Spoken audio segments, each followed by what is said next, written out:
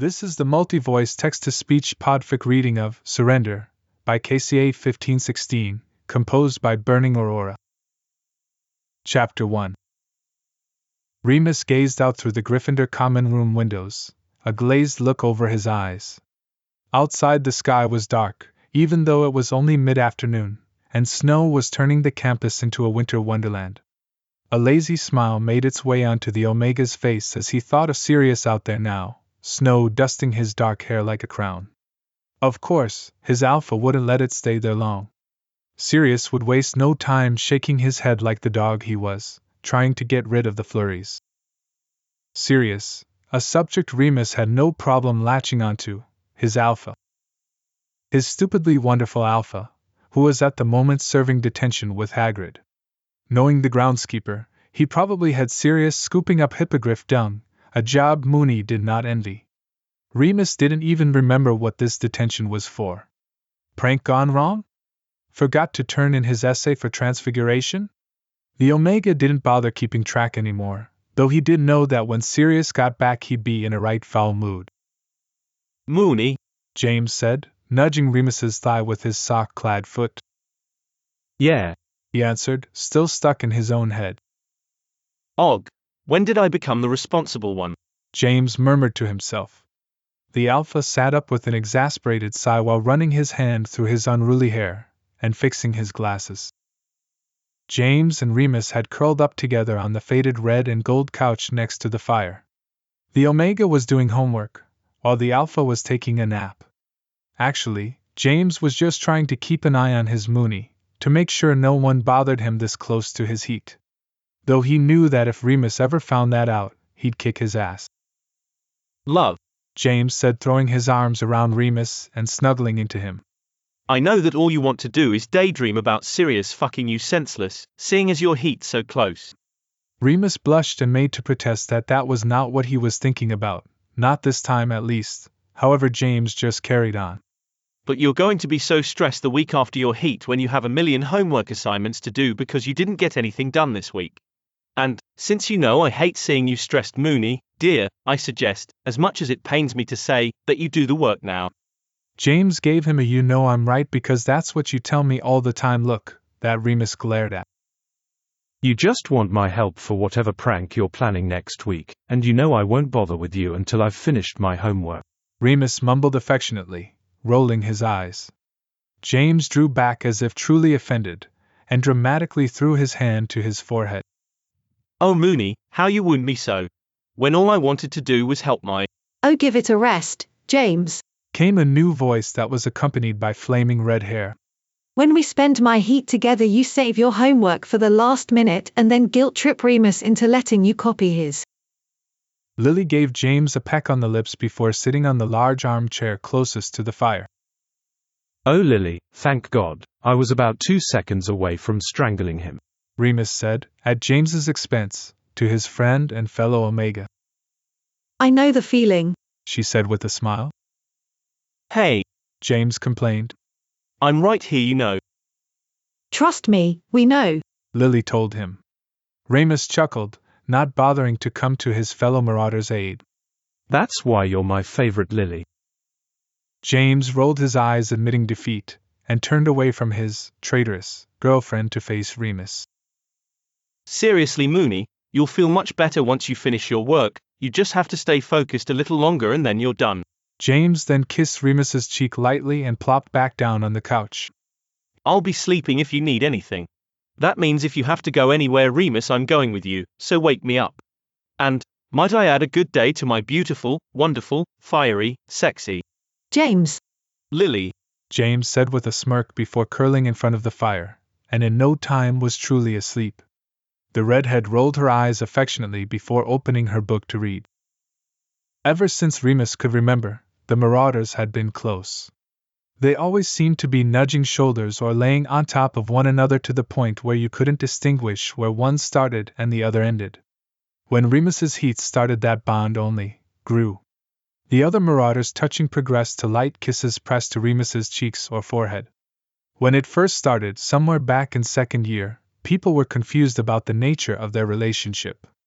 Not that the boys paid any attention to the prattling of their classmates. for it soon became obvious that there were no romantic feelings involved, just strong platonic ones. Within the week no one batted an eyelash at it, figuring it was just another Marauders thing they could never understand. Of course, once James had finally managed to get a date with Lily, the redhead had to adapt quickly to the small, and sometimes not so small, touches she began to receive from the rest of the boys as well. Back in third year, Sirius and Remus finally got their act together and started dating. Both boys would deny it, seeing as they had fallen in love far beforehand, but it took Remus's heat to finally bring them together. The Omega visibly shuddered at the memory. His heats, at the time, had led to a lot of unwanted attention from people who didn't understand the word no. Remus had rejected almost half the school's alpha population within a month of his first heat. He could easily remember the feeling of utter disgust whenever an unwanted alpha had slung an arm around his shoulders or tried to hold his hand. I don't want any of them. He remembered telling the Marauders who had suggested to simply pick someone to date so the entire school would leave him alone. They were getting as frustrated as the Omega with all the suffocating attention. Remus later realized it was affecting one of his friends more than the others. Out of nowhere, Sirius started getting angry with Remus more and more often, or would storm off when an alpha would try to get his attention. There was one day where Sirius flinched when Remus tried to give him a peck on the cheek. After that, Remus had kept from touching the alpha at all, afraid of rejection. Sirius had always been so kind and loving when it came to Remus that the sudden cold shoulder made him terrified that he was losing his best friend. The best friend that he had completely fallen for. Then, one day, the Marauders were all congregated outside the Great Hall when a blushing, stammering Ravenclaw came up to Remus asking if he wanted to go out. Remus made to politely turn them down, Sirius did not. It seemed the alpha had had enough. He punched the unsuspecting Ravenclaw square in the jaw, then tugged a protesting Remus into the Great Hall where the entire student body was eating lunch. The angry alpha had stood on top of the nearest table and shouted at the top of his lungs so everyone heard.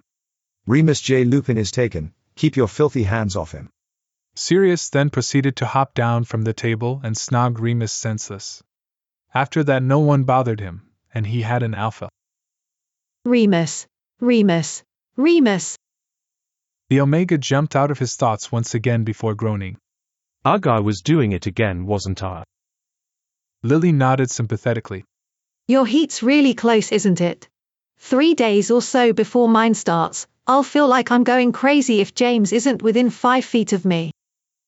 Remus nodded his agreement, thankful to have another Omega around. Sirius and James were alphas while Peter was a beta. Although he loved them with all his heart, it was nice to have someone who really understood what going through heat was like. With a heavy sigh he picked up his forgotten quill and parchment from the table in front of him. James is right though, I have to concentrate enough to finish this stupid charms essay and then I'm done. Remus said, annoyed, realizing he still had 2 paragraphs to write. Lily closed her book silently and stood from her chair, pulling on gloves and a scarf as she went. Well, I'd offer to help, but I promised Alice I'd take a walk with her in the snow so we could discuss a Muggle book we finished reading. Good luck, Remus, Lily said, giving him a kiss on the top of his head before running out of the common room. Be careful, Remus called after her. He listened as the fat lady's portrait opened and closed, and then Remus was stuck in the common room with no more distractions. Besides a snoring Prongs, but after living with him for 6 years Remus barely noticed it. Okay, I can do this. Remus told himself, determined to have this over and done with so he could go back to daydreaming of Sirius. Though he'd be damned if that little fact reached any of the Marauders' ears. With a sigh, the Omega lifted up a piece of spare parchment to find the book he got from the library on charms. But it wasn't there. Dread settled in his gut. Frantically, Remus started looking for the missing book. He had never lost a library book in his life and had always kept them in prime condition. The librarian, Madame Pants, had developed a certain liking for him due to his consideration. Therefore, she had always turned a blind eye to the more questionable things he checked out, aka books that could aid in the Marauders' pranks, because Lord knows she'd never give them up to James or Sirius. If he lost this book, he had no doubt she would be annoyed with him, and he really couldn't afford to lose her hard-earned trust. Where could he have put it last? Remus had it with him for transfiguration and charms, and the last place he had it was potions.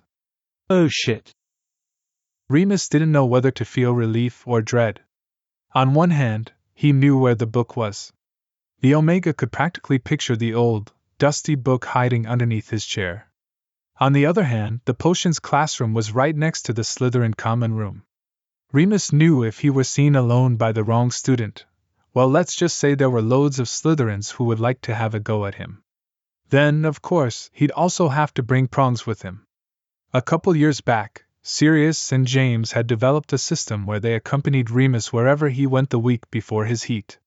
It was a well-known fact that Omegas were more likely to be assaulted during this time. It was when they were at their weakest, and smelled the most enticing. At first Remus absolutely refused the idea. He didn't need babysitters. But later that week someone had tried to touch him, and he hadn't been able to stop them. Something he normally would have been able to do with a flick of his wand. The only reason the Alpha hadn't gone all the way was because Sirius had heard his cry for help. His Alpha had gone feral, and the attacker had been stuck in the infirmary for 2 weeks. After that, Sirius made him promise not to go roaming the castle alone. He had agreed. But though Remus understood the necessity of the situation, he didn't like it.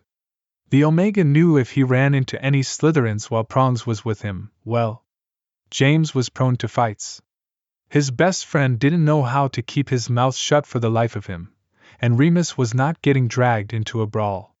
He was already antsy. What with his hormones going crazy and Sirius not being around, a scuffle was the last thing he needed. Yet, the only way he saw that not happening was if he went alone. Which was an option he felt guilty even considering, seeing as it would give Sirius a heart attack. He felt bad making it an option at all. But, what if? No. Remus scolded himself. Don't even think about it. Yet, as he looked at his sleeping friend, he had to admit the idea grew in appeal. What was the point in waking up James to make a quick trip down the hall? What kind of friend would that make him? Besides, neither James nor Sirius ever had to find out Remus snuck around the school alone. What harm could really come to him in such short amount of time anyway? Remus was an Omega, he wasn't helpless. Ugh, fine, Remus murmured, annoyed with himself. But he couldn't handle any chaos right now, he was on edge as it was. He was only going to go out for a quick minute to grab his book, and come back to the common room. With a plan firmly in mind, Remus slowly lifted James's feet off his lap, as not to wake him, and grabbed his wand before heading to the door. Yet, as he stood up, Remus felt his legs start to shake. As if they weren't strong enough to support him. His heat really was close, maybe he shouldn't. You'll be fine, he reassured himself. The Omega easily brushed off any lingering sense of worry. Fatigued muscles were a common symptom when it came to his heats. It wasn't anything to get worked up about as long as Remus had his wand with him. I'll be right back, James, Remus whispered to his sleeping friend as he opened the portrait that would lead him out of Gryffindor's common room. He stepped into the dimly lit hallway and closed the door as quietly as he could, letting out a breath he hadn't realized he was holding. He waited a few seconds to make sure he didn't hear James's angry footsteps following him. But no sound was heard.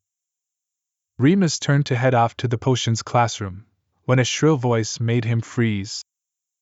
And, where do you think you're going, Mr. Lupin? Walking around the school this close to your heat, and without an Alpha present, that's very risky, you know, the fat lady said sternly from her portrait. Remus turned around, plastering his most charming smile on. Oh, hello, Miss Grangleman. Remus had found out her real name 2 years ago, as it made her positively giddy when used. You're looking lovely as always, though, wait, is that a new bow in your hair? It does look absolutely stunning on you. Remus knew damn well that the ugly ribbon in her hair was the same one he'd seen for 6 years, but he also knew that it took barely a sentence to get the fat lady off topic. Remus did appreciate her concern, but he didn't want her to get him caught. Oh hush you flatter me too much. It is in fact a new bow. Remus almost laughed at the blatant lie, but chose instead to slink off into the shadows while the fat lady was otherwise occupied. The Omega smiled to himself. This was almost too easy. Remus began to walk with a little bounce in his step. People often thought of him as the accomplice to the marauders. They thought he was only there to make sure no one went overboard. Little did they know how deceiving Remus really could be. Just last week he had charmed the food at the Slytherin table so that whenever one of the students reached for it, it sprouted legs and ran away. The teachers finally noticed when an entire turkey started running down the aisle, did a flip in the air and landed right in front of Dumbledore's face. The headmaster had burst into peals of laughter. Though that wasn't the end of that episode. Later, when Professor McGonagall had questioned the four about it, Remus had blatantly sweet-talked his way out of detention. He had prattled on and on for half an hour in circles until McGonagall was so confused she had sent them all off to bed without even a warning. When they had gotten back to the common room, Sirius had promptly shut James and Peter out of their joined bedrooms so he could properly give his gratitude to Remus. And dear Lord, had he been thankful. The memory of that night made the boy blush. Noises he hadn't known he was capable of making had been vocalized as Sirius showed him all the different things he could do with his tongue. Remus almost ran into a suit of armor. James was right, he really couldn't get Sirius out of his head. The Omega brushed himself off, and took in his surroundings, realizing he was outside the potions classroom. With the blush still on his face, Remus made to open the door, but drew back his hand just in time when he heard voices from inside. How much longer before he gets here, you think? He heard an irritated male voice say. We've been here close to half an hour and the little wench still hasn't come. Patience, Lucius. A female voice answered. No one ever said Gryffindors were bright. It probably took him an hour or so to even figure out his book was missing. Once we get him here, it will be easy. And why is that? Came another male voice. This one sounded younger. I just mean, isn't Reem? I mean the half-blood, he'll try and put up a fight, won't he? A cruel laugh echoed throughout the room and into the hallway where Remus stood frozen. Had someone almost said his name? Put up a fight? The half-blood's been flaunting his scent around the castle for days. Everyone knows he's barely a couple hours from heat. He'll be too weak to put up any fight. Then we'll show my dear blood traitor of a cousin why he should be more careful with his pets. Remus felt clammy, and his hands were shaking. He no longer had any doubt that the people in the room were talking about him. They knew the condition he was in right now, and they planned to use it against him. Remus realized if he stayed around any longer he'd be in trouble. The Omega turned from the door, and tried to make as little noise as possible while getting away. He was almost at the end of the hall, when it happened. His legs, his shaking, unstable legs gave out on him, and Remus went crashing into a suit of armor. His wand flying out of his hand. If the sound of his shocked scream didn't alert the students inside the potions classroom to his arrival, the clang of metal against granite floor surely did. Almost immediately Remus heard the voices again. What was that? Severus, go see what it was. Do you think it was him? And then, the words that made a twinge of fear settle in his stomach. Merlin, everyone come quick. It's him. Remus reached for his pocket to grab his wand, but found it empty. He quickly scanned his surroundings as he heard footsteps running to get him. He spotted the wand at least 5 feet away from him, and knew he wouldn't make it. His only option was to run, but in his state running was a fool's option. Before Remus could think of any sort of escape plan, 2 pairs of hands forcefully grabbed his arms and hauled him to his feet. The Omega came face to face with Lucius Malfoy, Narcissa Black, Severus Snape, and to his horror Regulus Black. Hello, Remus, said Narcissa, all too smug. I think it's time we had a chat. She held up a potion vial. An evil grin spread across her face. Chapter 2. Remus was thrown down, unceremoniously, onto the hard floor of the potions classroom. He barely had the strength to brace himself from the fall, but thrust his shaking arms out at the last second, the hit reverberating throughout his body. He heard the telltale click of the door being locked, and felt any hope he had left plummet. He wasn't getting out of the room until they let him. Even if Remus had his wand, he was clearly outnumbered. The Omega swallowed against a lump in his throat, and gingerly moved to his feet. If they were going to use him as a punching bag, he would at least go down with his dignity intact. But the Slytherins weren't having it. Who told you you could get up? Spat Lucius, who raised his wand, digging the tip into Remus's windpipe. Remus saw the unhinged glint in his eye, and knew the Alpha would have no problem cursing the living daylights out of him. If you thought this was going to be easy, you have another thing coming, the Marauder said with a collective calmness he didn't feel. If anyone bothered to look, and Remus prayed they didn't, they would notice he was positively quivering. And not in the way Sirius praised him for. Just get on the ground, came the slightly scared voice of Regulus, who was watching the exchange go down. Remus chanced a glance at him and saw the rest of the sentence the boy was too cowardly to say. Just get on the ground. It will be easier that way. Remus was appalled. How could this boy be related to Sirius? Sirius, who never let himself, or anyone he cared about, be pushed around. Sirius, who fought tooth and nail to be seen as good, even with his last name. Sirius, who damned the consequences and always did what he believed was right. How could this boy be related to his Alpha when all he wanted to do was save his own skin? Remus had no doubt that was why Regulus had said anything to him in the first place. So, no, Remus would not roll over and show his belly. He would make Regulus regret every wrong decision he had made that led him to this moment.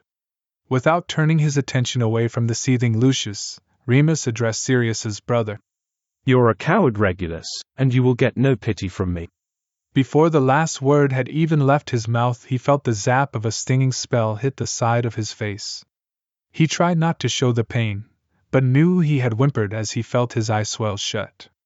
Remus had no doubt it would be black and blue for days. How dare you speak to him, you filthy half-blood? Came Snape's livid voice from the side of the room where he had just cursed him. He made to send another spell his way when Narcissa stepped in. Stop Severus, not yet.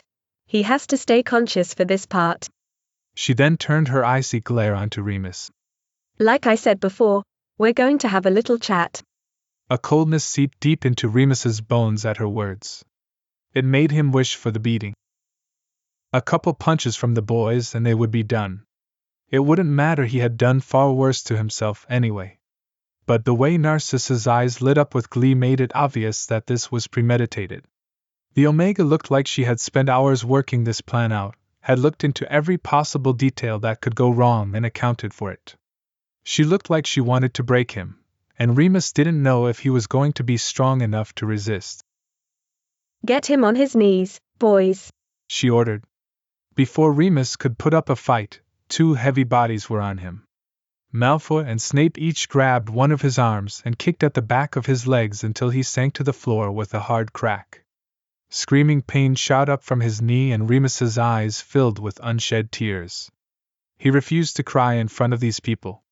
At first the Omega tried to struggle, but that only resulted in the two Slytherins twisting his arms, just so that if he moved the wrong way he would quickly dislocate his shoulder. Isn't that better, Remus? Narcissa asked condescendingly. I mean, you must know by now that you should show respect to those who are better than you. Maybe all those alphas have a point, you do belong on your knees. Remus seethed. Go to hell. Narcissa's mouth twitched into a frown. Lucius, she said. From behind him, Malfoy pulled on Remus's hair, forcing the Omega's head back to avoid getting his hair ripped out. Remus couldn't help the whimper that came out of his mouth. You will speak to her with respect, Lucius whispered harshly in his ear. It made the Omega shiver in disgust. Sorry, Remus panted. Go to hell, bitch. He knew the comment would earn him another hair pull, and that his head would be sore tomorrow. But he refused to back down. Remus braced himself for the pain, but before Malfoy could pull. Wait, Lucius. came Narcissus' clip tone. He had gotten to her. We're getting off track. We made a plan and we're sticking with it. Let go of him. Malfoy's hand slipped out of his hair, without complaint, and that scared Remus. Malfoy, Snape, Regulus, they were all just puppets, Narcissus' puppets. They would do anything she told them to, and Remus truly believed anything wasn't an exaggeration. Something was coming, something terrible. Narcissa reached inside her black, velvet robes to pull out the vial she had shown him earlier. Do you know what this is, Half-Blood? He didn't bother answering, and she didn't bother waiting. This is Veritas Serum. Remus felt his body go limp with terror. It was for such a quick second that no one bothered to notice it. Because once that second was over, Remus fought. He threw his weight against the two Slytherins holding him, desperate to escape their grip. For a second or two, the Omega had the upper hand and almost managed to get to his feet. But even if he was at his strongest, Remus wouldn't have been able to win. He was brutally pushed down again. The Omega's bad knee hit the stone floor once more, and he didn't bother holding back a scream. It didn't matter anymore if he showed them pain or fear. The second that potion touched his lips, he'd be done for. I see you've heard of it, Narcissa said with a smile. Of course Remus had heard of it, and the bitch knew that too well. Veritas Serum, the only potion that could force the drinker to answer any question completely truthfully. He'd have no control over the words that came out of his mouth, and Remus had plenty to hide. He couldn't let that potion anywhere near him. Now, understand, Remus, Narcissa said as she unscrewed the vial, that this really isn't anything personal. But Sirius has gotten on our last nerve with all the pranks. Now it's our turn, and we know how to make him tick. Imagine his face when he finds you beaten and bloodied. Terrible, right? Now imagine how much worse it will be when he realizes how thoroughly violated you were. Remus was fuming, his face red with anger and pain, still trying to fight against his captors. Snape, she said suddenly. Open his mouth. Before Remus could blink, Snape was pulling on his hair so hard he gasped. As soon as his mouth was open, the vial of sweet liquid was forced down his throat. Remus spluttered and coughed, immediately trying to eject the potion from his system. But it was too late. He could already feel it sliding down his throat, sinking into his skin, making him shiver, until he knew it was no use fighting anymore. He'll torture you, Remus said, panting. You know it's the truth because I can't lie. Sirius will not hesitate to do everything but kill you, simply on principle. Narcissa bent down so that they were face to face. Remus glared into her soulless eyes, trying to convey as much hatred as possible. That's exactly why he's weak. He could never do what would be needed to do to protect you. He could never kill us. And he's stronger for it, Remus shouted at her, not only in rage but also hoping someone might hear him. Someone help him before he tells these bastards something he would never be able to take back. Remus, just tell us some of Sirius's secrets and we'll let you go. Regulus cut in before Narcissa could get at Remus again. He was sitting on one of the tables trying to sound bored with the whole affair, but the slight tremor in his hands gave him away. Remus turned his anger onto Regulus. You want a secret? Is that what you want? Here's a damn secret, Regulus. Sometimes he worries about you, and I don't know why, because you are nothing but a coward. The sound of skin-on-skin contact echoed in the room. Remus tasted blood as pain bloomed in his right cheek. Regulus had punched him. You know what, Narcissa, I think we're asking the wrong questions. The way to get to Sirius isn't by revealing his secrets, it would be by revealing the secrets of the person he loved most in the world. And, I believe that person is right here in this room. Fear Remus had been trying to force away, burned his throat. His body ached from the beating it had taken. Everywhere Snape and Lucius held him felt like fire pricking his skin. He had hoped that even with the potion he wouldn't be able to tell any of Sirius's secrets. Sirius never kept anything from Remus, they couldn't be considered real secrets. But Remus, he had secrets, lots of them, and the potion was itching at the back of his throat to release every single one. So, Remus, where should we start? Regulus asked. How about not werewolves, not werewolves, not werewolves? Remus chanted to himself. How about his love life? If you can call it that. Came Narcissa's disgustingly giddy voice from behind him. I always hear him and Sirius doing who knows what in the closet across from Charms. It's disgusting how anyone could so much as kiss this one, never mind have sex with him. But, I goy, Sirius pitied him enough. That was almost as bad. It was no secret to anyone who knew him that Remus was self-conscious.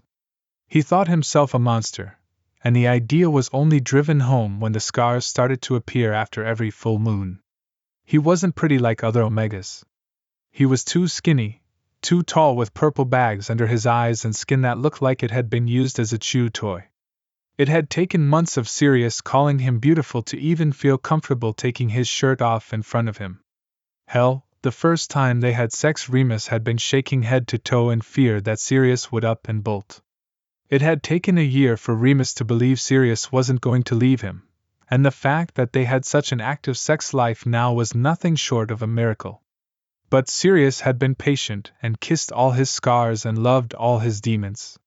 And the last thing Remus wanted to do was tell these people any of that. Tell us, Remus. Remus started to panic. Do you sometimes think you're not worthy of Sirius? Yes. He wasn't worthy. If life were a fairy tale, Remus was the dragon and Sirius was the prince who saved the beautiful princess from his evil clutches, leaving Remus alone. He didn't want them to know any of that, but no matter how hard he bit his lip, the answer slipped out. Yes, he whispered, but the room was so quiet the words seemed to bounce off the walls. And, tell me, Remus, do you sometimes wonder if Sirius really loves you? Because from where I'm standing it looks like he's using you. He hasn't even bonded with you properly. Remus cringed like he'd been slapped. The physical pain nothing compared to the anguish of having all his deepest, darkest thoughts out in the open. Back in 5th year, Remus and Sirius had decided to wait until they were out of Hogwarts to properly bond. When a couple was first bonded, there was a need to be with their mates so powerful. If they were apart for too long it became painful. Sirius and Remus had both decided it was too risky, not wanting to put the other through any discomfort. But sometimes, when Remus was having a bad night, he wondered if Sirius just didn't want to be with him. I don't know, Remus couldn't help but say, wanting to curl up in a ball so he didn't feel so exposed. And, maybe, once in a while, you think the only way to keep Sirius with you is by sucking his cock. You'll gladly bend over anywhere, as long as it means he'll stay a little longer. Because deep down, you know you'll never be what he truly wants. Am I wrong? No. Remus refused to let the tears blinding his eyes fall. It was true, all of it, it had to be. Sirius didn't love him. Sirius was going to leave him. He didn't deserve Sirius. What on earth happened here? Came a confused voice from the hallway. Everyone in the room froze. That voice was recognizable anywhere. It was Professor McGonagall. Remus's weak body hit the floor as Lucius and Severus let go of him. Immediately, the Omega curled into a ball, hoping they would forget about him. Quick, someone knock him out, and let's get out of here, whispered a panicked Lucius. Stupefy, he heard someone whisper, and he blacked out to the sound of running feet and a tear sliding down his face. Everything hurt. That was the first thing Remus noticed as he slowly woke up in the infirmary. His body as a whole ached, though he came to the conclusion that his head, knee, and shoulders hurt the most. Remus tried to sit up, but even found that menial task difficult and finally plopped back down. What had happened? What seemed like distant memories started to flash through his head. The potions classroom, the Slytherins, the Veritaserum. Each event played over and over in his mind like a broken record. Bile rose in his throat, but he managed to keep it down. The tears that sprung to his eyes were a little harder to stop. The Omega felt vulnerable, alone, and thoroughly violated. Just like Narcissa wanted. Remus curled his hands into fists. He didn't want to give her the satisfaction of crying, no matter how much he ached to sob. He refused to be played like a puppet. Refused to have a hand in hurting Sirius. Sirius, Remus realized, horror-struck. It felt like every happy memory he had of his alpha was tainted by the Veritaserum. Did he really think Sirius didn't love him? Had he been fooling himself this entire time? But, even thinking it, Remus didn't believe it. He knew Sirius loved him. He knew it like he knew the godforsaken snow would melt and the sun would come and shine again. Yet what he had said before also had to be true. Remus let out a groan and put his hands on his head. He didn't want to think about this, he just wanted Sirius. All of a sudden, the doors to the infirmary burst open and he heard shouting. Remus shot up in bed, panicked, afraid it was the Slytherins again. But he quickly recognized the voices. Mr. Potter, you cannot be in here. Mr. Lupin is asleep, and even if he weren't, I wouldn't let you see him, Madame Pomfrey exclaimed. Her annoyance was enough to send full-grown trolls running for the door. But when his best friend wanted something, he got it. Remus didn't know who was scarier. Please, Madame Pomfrey, I have to see him. I can't leave him here alone, especially without James. Remus called out for his friend. The voices stopped, and then he heard running footsteps. He sat up just in time for James to throw open the curtains around his bed. Remus, he said, pure relief in his voice. He made a move to hug Remus but stopped himself, not wanting to damage his friend further. But the Omega wasn't having it. He had felt so alone and scared the past couple hours, it felt like a lifetime had passed since he heard a familiar voice. Remus opened his arms, silently demanding a hug. It was all the confirmation needed. James rushed to him. James's smell enveloped Remus as strong alpha arms encircled him. It relaxed him, just not enough. Even with the soothing presence of his friend, he needed Sirius. James pulled back too soon for Remus's liking and plunked down on the side of his bed. If you ever do that to me again, Remus, I swear to God I'll. James huffed, and ran his hands through his hair. Just, don't ever do that again. I'm sorry, Remus said, seeing the clear distress in his friend. Feeling a stab of guilt for knowing it was his fault. Just then the curtain around his bed was, once again, flung open by Madame Pomfrey. She grumbled under her breath, annoyed that James was still there, but then moved to help Remus. Hello, Mr. Lupin, it's good to see you awake. Though, you really should still be resting. Your knee was fractured and will take the rest of the day to fully heal. The back of your head is raw, I gave you a salve you have to put on it every hour. And, the side of your face was cursed with a stinging hex. You'll have to be careful the next couple days to make sure you properly heal, but you should be fine by your heat next week. And of course your chosen heat mate will be informed. Remus was once again reminded of Sirius, and felt his lack of attendance like a knife to the gut. Speaking of, Remus said, trying to sound nonchalant. Where is he? Where's Sirius? He failed completely. The Omega hadn't meant to come across desperate, but damn, he was. James looked at Remus, and started to fiddle with his hair. An action Remus knew meant he was nervous. It felt like the Alpha didn't want to answer him. Remus, Sirius is still in detention with Hagrid. I went down to get him as soon as I heard what happened, but well. For detention, Hagrid took him into the Forbidden Forest. Even with help it would take ages to find them. I'm sorry, you won't be able to see him until they get back. Remus shook his head, panicking. No, I need him now, please. Calm down, Remus, James said firmly, effectively silencing the Omega. You and I both know that as soon as he gets back he'll be at your side. He loves you, Remus, he'll be around you so much you'll get sick of him. Just wait, okay? Remus nodded. Madame Pomfrey cleared her throat, reminding the two boys that she was still there. As much as I hate to interrupt, she said, a little exasperated. Mr. Lupin, I was hoping you would mind telling us what happened. She finished a little kinder. James too looked at him expectantly. But he couldn't. Remus didn't want to tell anyone what happened. He didn't want them to know how weak he was. He didn't want to talk about the Veritaserum, or the truths it made him tell. He'd rather them leave him alone. Remus wanted Sirius. It was a constant ache inside of him that called for his alpha pushing any rational thought from his head. Sirius would take care of him just like he always did. Mr. Lupin. Bullying of this severity is something the school takes very seriously. You would be protected from any further attacks, but you have to tell us what happened. Madame Pomfrey insisted. But Remus was already shaking his head. No, he insisted. What? James squawked in disbelief. Remus, please, tell us what happened. Or, at least tell me, you know we can help you. Sirius and I won't stop until the bastards who did this are. Madame Pomfrey cleared her throat and gave James a look. Sorry, he said, not sounding sorry at all. I don't want to talk about it. I just need Sirius. Remus insisted. James' face fell, hating that his best friend was in so much distress and knowing he could do nothing. I know, love, I'm so sorry. James took Remus's hand and gave it a kiss.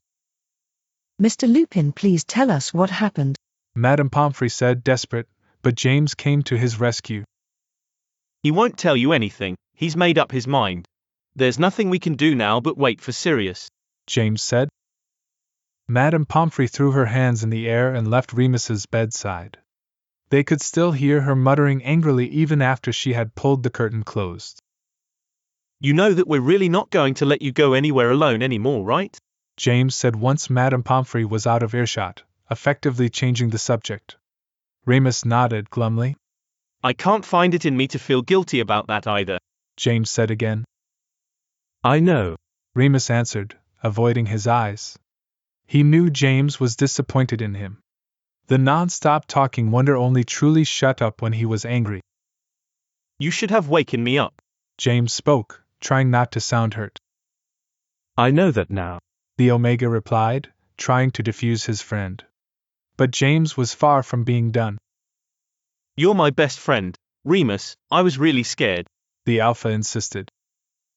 I'm sorry, he said, meaning it, then continued talking so James wouldn't be able to say anything more. I fucked up, and I get that you're mad. But, please don't hate me, I can't lose you too. James looked confused, sitting farther on Remus's bed so that he was almost on top of the other boy. Remus, who do you think you're losing? The Omega cursed, realizing he had said too much. Forget it, he muttered, looking away. No, I will not forget it, James said angrily. Remus J. Lupin, you are not losing any of us, especially not the person I think you're referring to. And definitely not me. Am I absolutely furious with you? Yes. But, you're my best friend and I love you, don't forget it. Remus smiled slightly, irritating the hex side of his face. James didn't know the truth.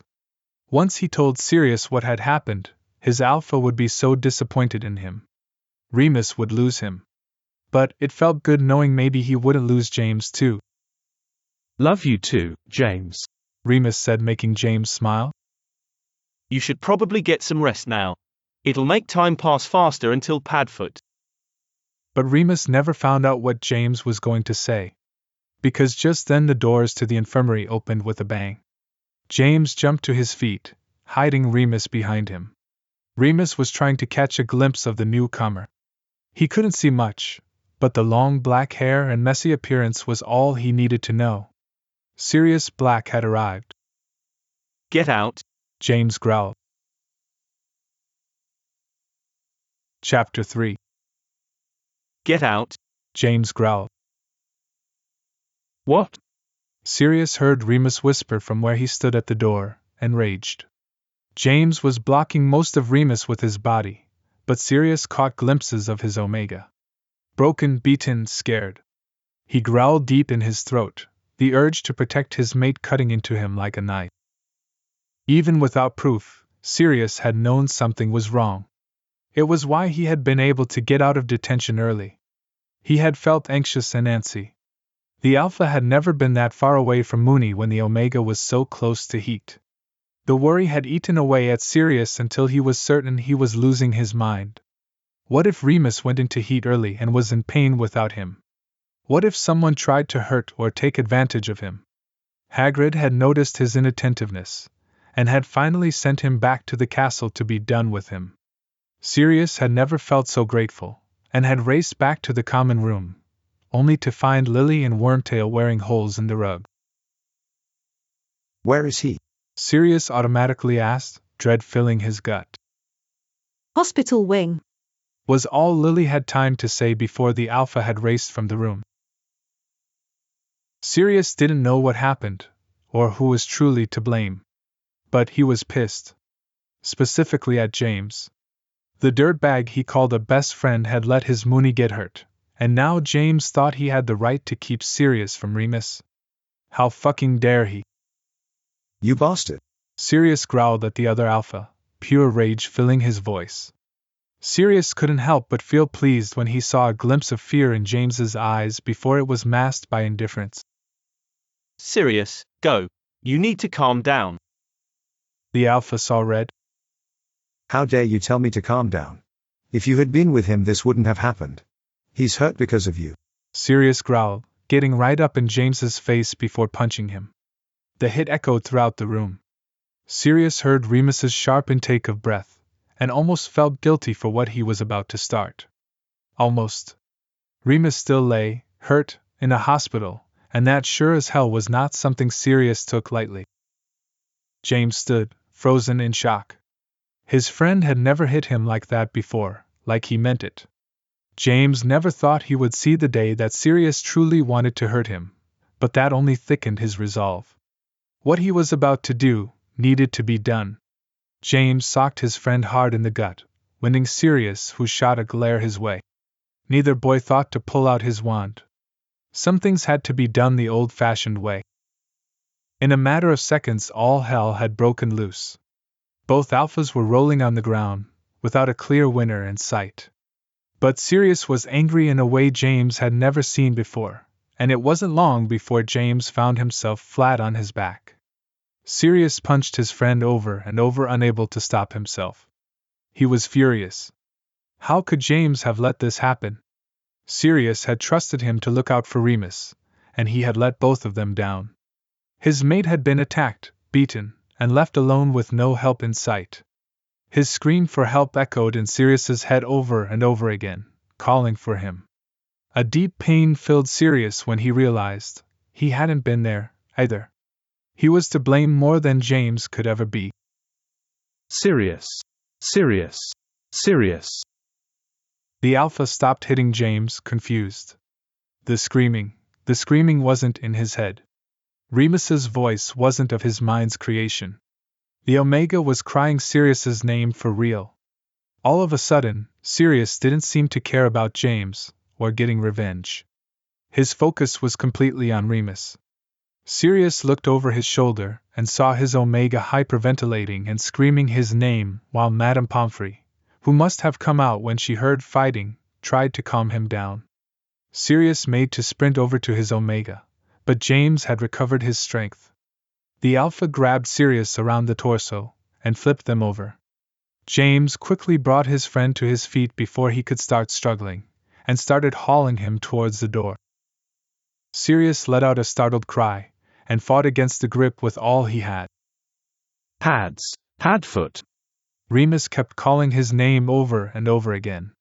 It killed the Alpha inside to hear it. His mate needed him, but Sirius couldn't reach him. James almost had Sirius out the door, causing more panic. He couldn't leave Remus, not like this. So, using all his strength, the Alpha threw his head back hard, hitting James's face. Pain bloomed in the back of Sirius's skull, but he had a feeling it was nothing compared to James, who cried out, "Fuck!" as a sickening crack reached Sirius's ears. Still, the grip didn't loosen. Remus was getting farther and farther away. And the farther away Sirius was taken, the louder Remus screamed for him. Remus, Remus, Remus, Remus, Remus. Repeated over and over in his head until he realized he was saying it out loud, too. Remus.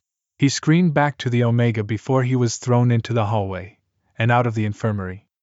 The doors closing behind him. Sirius crashed into the hallway, unable to stop himself with all the pent-up momentum. But like a spring, he bounced off the hard surface of the wall, and made a beeline for the door. He was going to get to Remus using any means necessary. James quickly lunged for Sirius once again, using all his strength to prevent his friend from reaching his destination.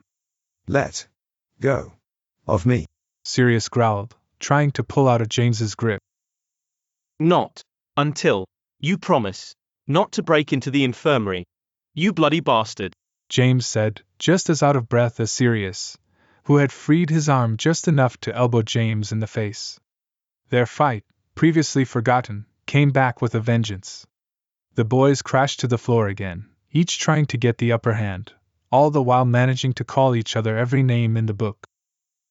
You promised you wouldn't let him get hurt. You lying prick, I trusted you, Sirius gasped out while James had him pinned by the throat.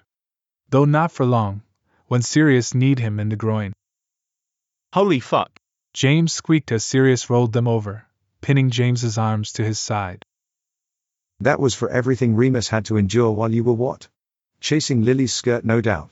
How would you feel, James, if that was your precious Omega in there? Maybe next time I'll just forget to look out for darling Lily during her heat, see what happens then.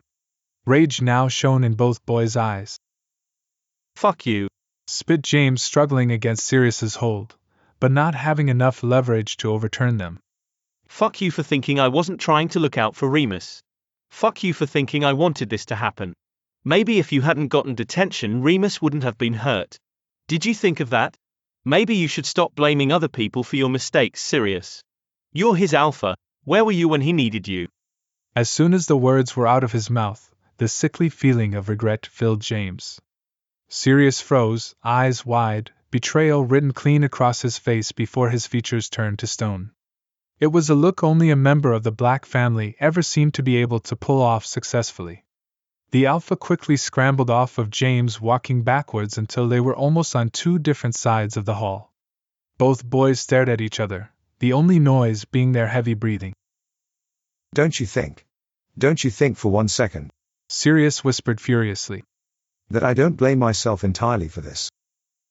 Sirius, James said, but was cut off. I know that he got hurt because of me. I know it's my fault, and sometimes I think that maybe if I just left him he'd finally be safe. But I'm a selfish bastard and you know it. I can't leave him. I dread the day he finally figures out that he can do so much better than me. So, in the meantime, I kiss away his worries and try to heal his scars. Right now you're preventing me from doing that, and I will do anything to get to him. James stood up in silence, wincing every couple seconds as he found a new bruise or two, and walked to Sirius. This is not your fault, James said. Sirius made to contradict him, but James didn't let him. James had messed up, he had taken things too far, and he was going to make Sirius listen if it was the last thing he did. Okay, maybe the fact that you've killed my future children is your fault, but Remus getting hurt isn't. The reason I pulled you from that room was because I knew how worked up you'd be. I didn't want Remus feeding off your anger and taking it the wrong way. He was saying weird things in there, Sirius. I figured I'd let you take it out on me, and then you'd go in. Remus is really worked up. I needed you to have a clear head. Slowly, the betrayal on Sirius's face was replaced by understanding. The Alpha realized James had the right idea. He was still angry. Holy fuck, he was livid, but he was able to think clearer, prioritize. Sirius had to be with Remus right now. He couldn't be distracted by thoughts of revenge. Thanks, and sorry, I guess, Sirius said, far too politely to be convincing. James sighed and nodded, allowing his friend a moment of peace. And then he pounced on him. Oi, you bloody wanker, get off me, cried Sirius, who all of a sudden had his arms full of James. That's better, mumbled James into Sirius's cloak before pulling back. Sirius only rolled his eyes, but there was a lightness in his features that told James everything was okay. Both boys smiled at each other. Sirius. Sirius's face crumpled with horror. The doors leading into the hospital wing were solid wood. They made the room inside soundproof. Almost soundproof. Remus was screaming so loud Sirius wouldn't have been surprised if the entire school heard. Whatever had happened to his Omega had very nearly broke him. Remus was always in control of himself. He never let an emotion pass his face that he didn't want seeing. He never once complained about the pain changing into a werewolf brought his body. He hated asking other people for help, and the only time Sirius had ever seen him cry was when Remus thought the Marauders hated him for being a werewolf. Seeing that had shaken Sirius to his core, he had sworn he would never let Remus feel that fear or pain ever again. Sirius whined high in his throat. James. James. He said, pleading with his friend to let him through the doors. James nodded with a stoic face. Take care of him, he whispered before stepping out of the way. Sirius ran to the doors, ripping through them as if they were made of paper. A loud bang punctured the room as they made contact with the wall. Sirius quickly located Remus, and the sight made his heart break. The Omega had his arms wrapped around both legs while his face was buried in his knees. Which alone worried Sirius because he could see one of Remus's legs was in a cast. The Omega was dry heaving, his chest rising and falling at an alarming rate. At the side of his bed stood Madame Pomfrey, who was trying to get Remus to show his face so she could give him a calming draught. Mr. Lupin, please look at me. This potion will help you, she said sternly, though it was clear she was worried. No, no, Remus said between gasps. Just need Sirius. His Mooney looked up at Madame Pomfrey for a mere second, but it was enough for Sirius. There were tears in his eyes. They hadn't fallen, which meant Sirius still had time, but they were there. Sirius was slightly awed at their horrific beauty. He couldn't take his focus off of them no matter how he tried. No matter how the sight pained him. Remus, he called, finally running down the aisle to his Omega's sick bed. Remus's head snapped up. Relief burned through every inch of his body. Sirius was there. Sirius was finally there. Sirius ran as fast as he possibly could, ignoring his protesting body, listening only to the instinct that insisted Remus was too far away. At the last second, before Sirius crashed into the bed, he fell to his knees. Immediately, the Alpha was grabbing at every inch of Remus he could without hurting him. Seeing him up close was so much worse than far away. The Omega's eye was black and blue, and his light brown hair was matted with dark, sticky blood. Sirius, Padfoot. Remus kept repeating a different form of his name every time he managed to take a breath. Sirius cupped the Omega's cheek, and looked deep into his hazel eyes, trying not to show how thoroughly terrified he was. Look at me, Remus, Sirius said, strong and confident. His tone of voice reassured Remus, whose mind had gone blank as soon as Sirius started talking. He was safe now. He would be taken care of. All he had to do was follow Sirius's orders and he would be okay again. Remus, Sirius said sternly. Pay attention, love, focus on my voice, only on me, okay? Remus nodded his head, and moved his body closer to Sirius's until their foreheads were touching. Take a deep breath in, love, Sirius murmured, nudging his nose against Remus's. The Omega tried to breathe in at a steady pace, but couldn't relax enough. The Alpha could see Remus was getting more and more frustrated as he failed to comply with Sirius's orders. I can't, Sirius. Hush, calm down, Mooney, it's okay, I've got you. Just breathe, love. How about you do it with me, okay? Follow my breathing. Remus nodded, trying to get himself under control. Sirius took a deep breath in, and Remus tried to copy it, but once again couldn't. There was too much going through his head. I'm sorry, Sirius, I'm sorry. Remus pulled away, anger and disappointment welling up inside him. He was a terrible Omega. No, Sirius growled, pulling Remus by the neck until their foreheads were once again touching. You don't get to pull away from me, Remus, got it? He said. Remus nodded slightly, chancing a look into Sirius's eyes. They were dark and beautiful and full of love. Remus almost did a double take. But his attention was pulled away when Sirius's hand came up and took hold of his own.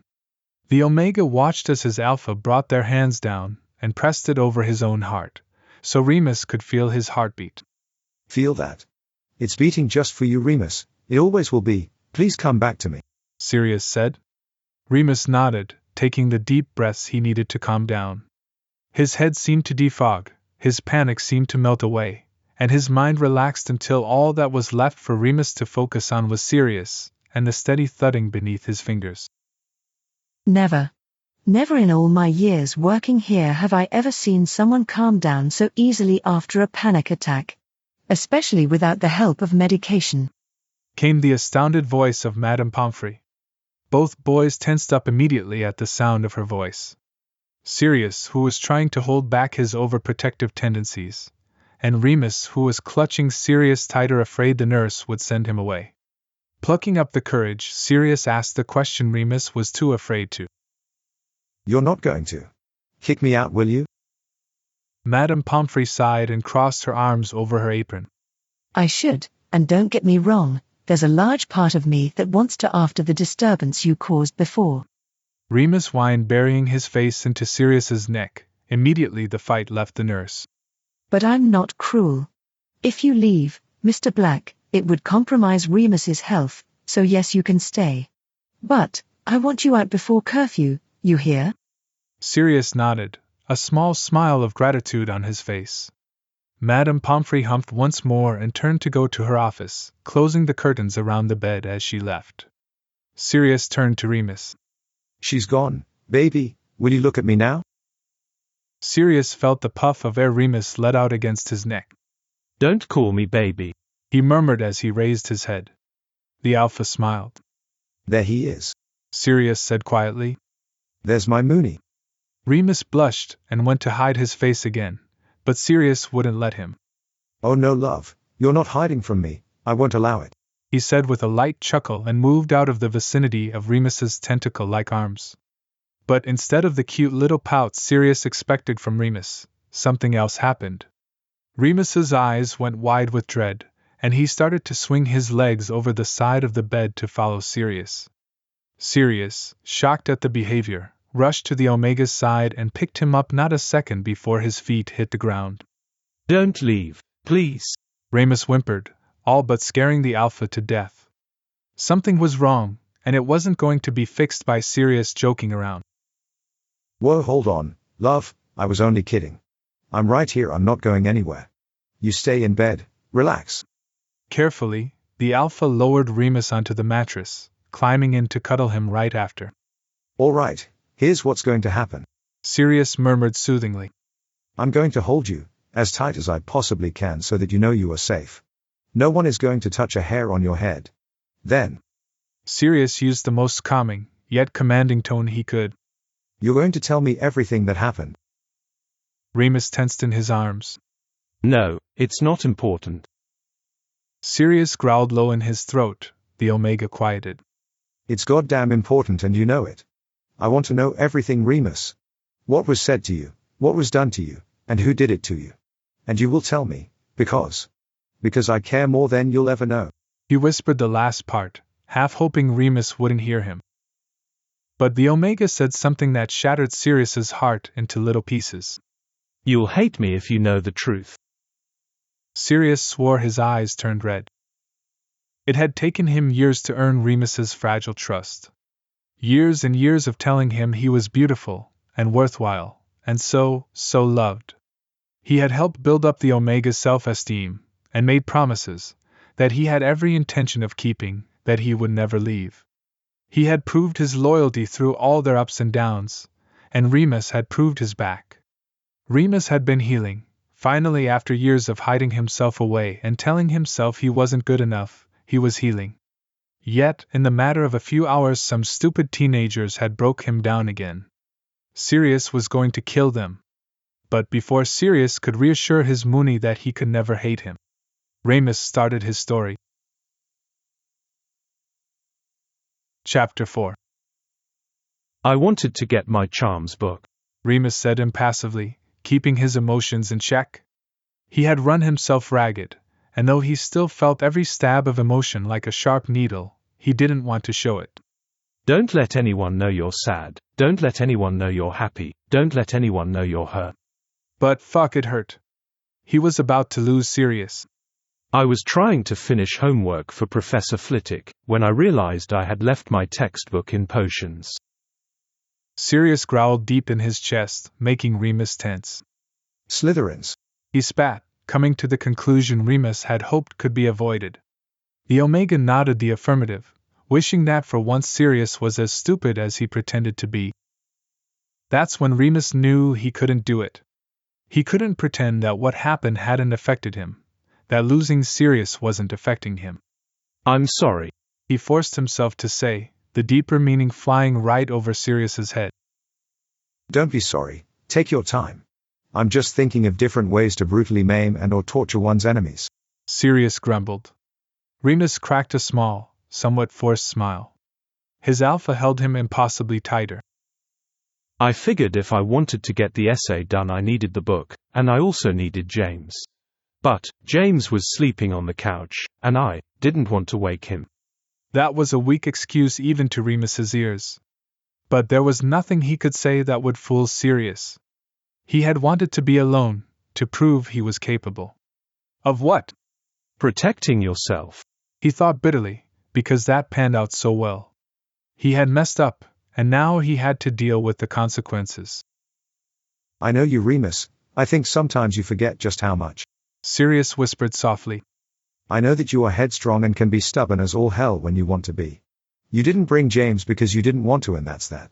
It's done. It happened. It's over. It's in the past. It just means that if you thought I was overprotected before, you have no idea the monster you've unleashed. I'm not letting you out of my sight.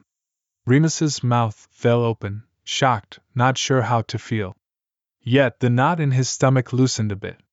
He wanted to grasp onto the idea that Sirius would always be there, and never let go. A giddy smile broke across Remus's face, and it wasn't long before a mischievous twinkle lit in Sirius's gaze. I will kill anyone who dares touch what's mine. The Alpha growled low in Remus's ear, causing a delightful shiver to run up the Omega's spine. Remus purred as he looked up into Sirius's dark, onyx eyes, wanting to get lost in them, but in the back of his mind, someone haunted him. He'll torture you, Remus said. You know it's the truth because I can't lie. Sirius will not hesitate to do everything but kill you, simply on principle.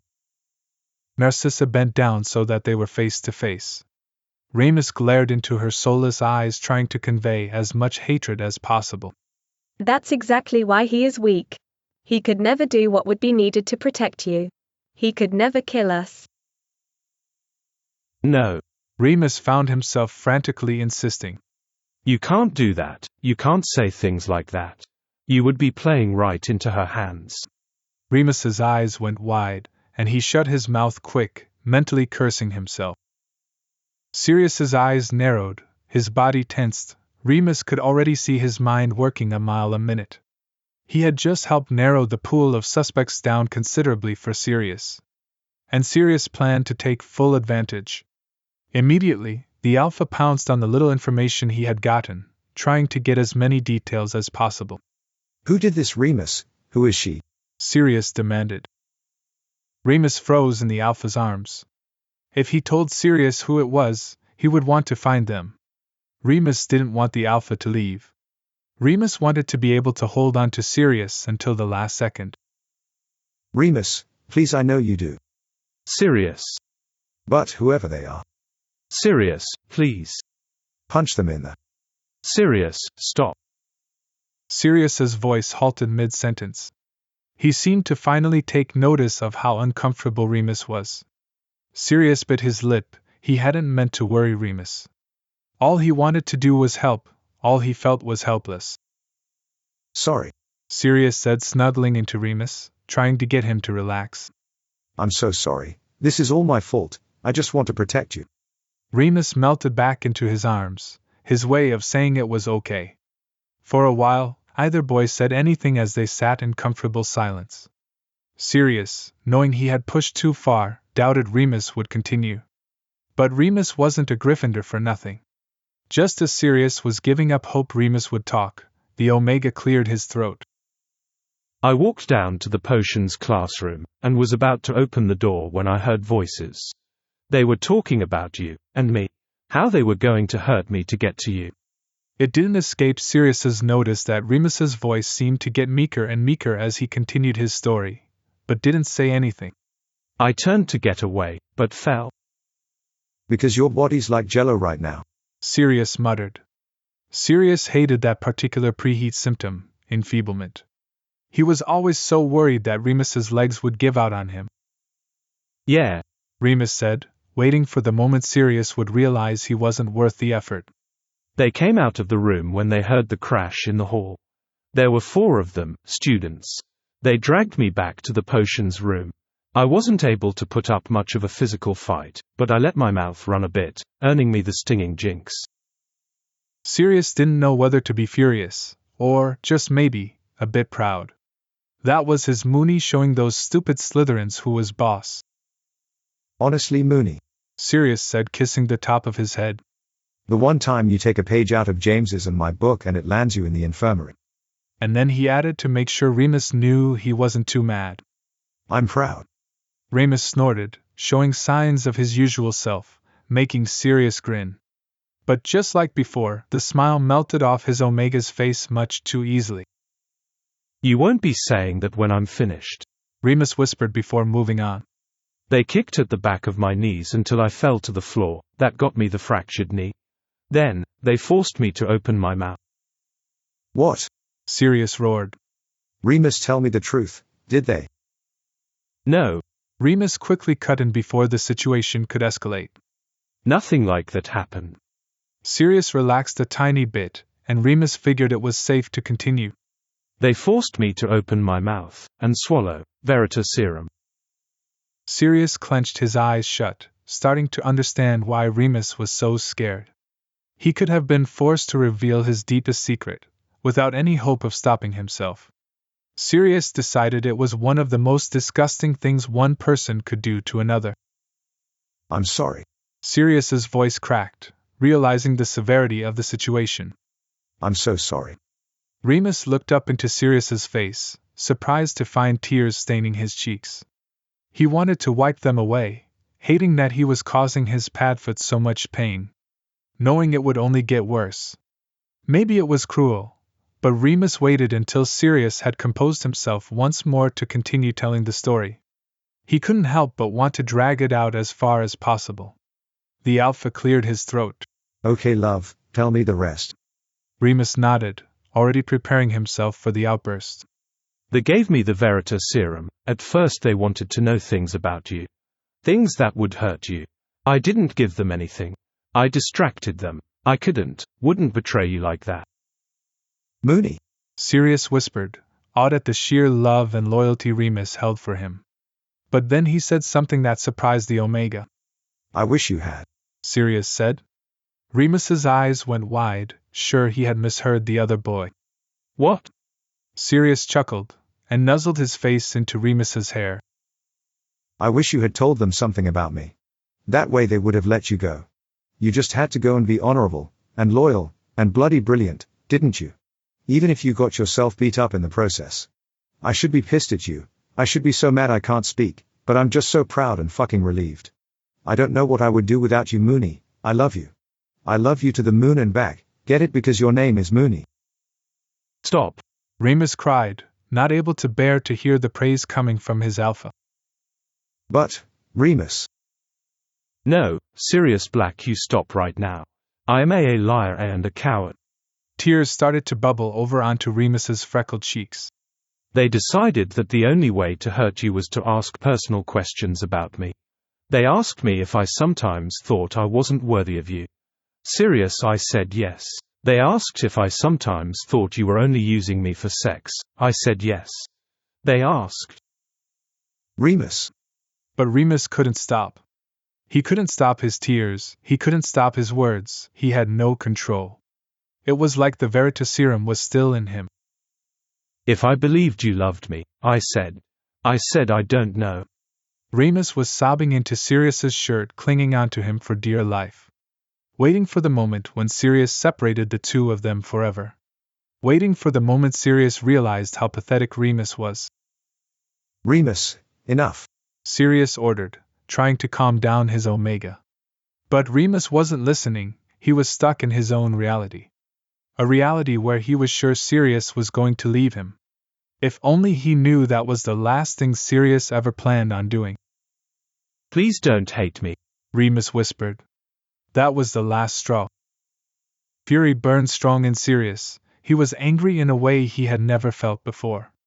These people had made Remus cry. No one fucked with his Mooney, no one. They had made a grave mistake the day they decided to mess with the Marauder, and Sirius wouldn't stop until they knew it. Remus J. Lupin.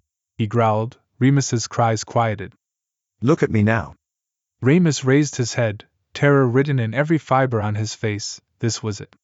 I could never hate you, even if I tried. I love you, more than you will ever know. You are my world. You are my whole fucking universe. I love you, and I know without a shadow of a doubt that you love me. But. No, Remus, you listen to me right now.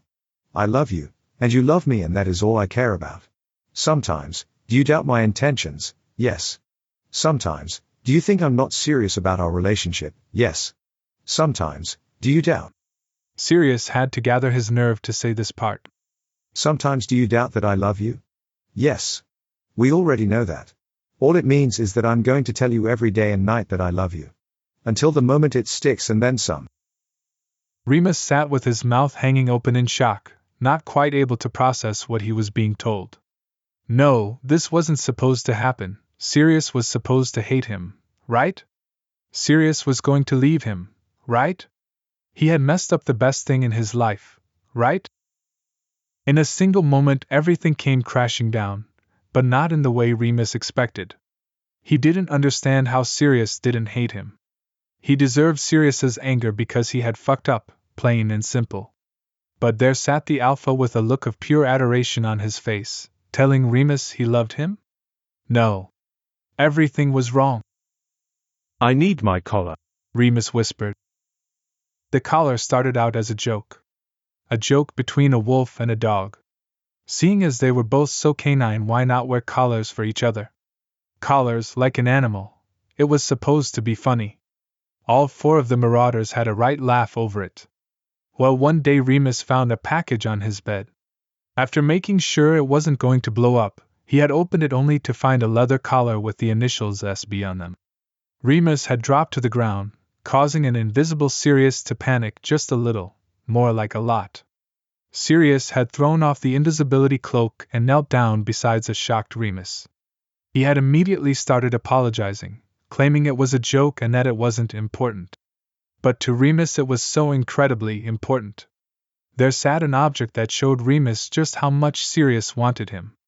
It showed him just how much Sirius wanted to hold on to and love him. Ever since that day when Remus got overwhelmed and he couldn't take the stress, he asked for the collar that was hidden under his mattress.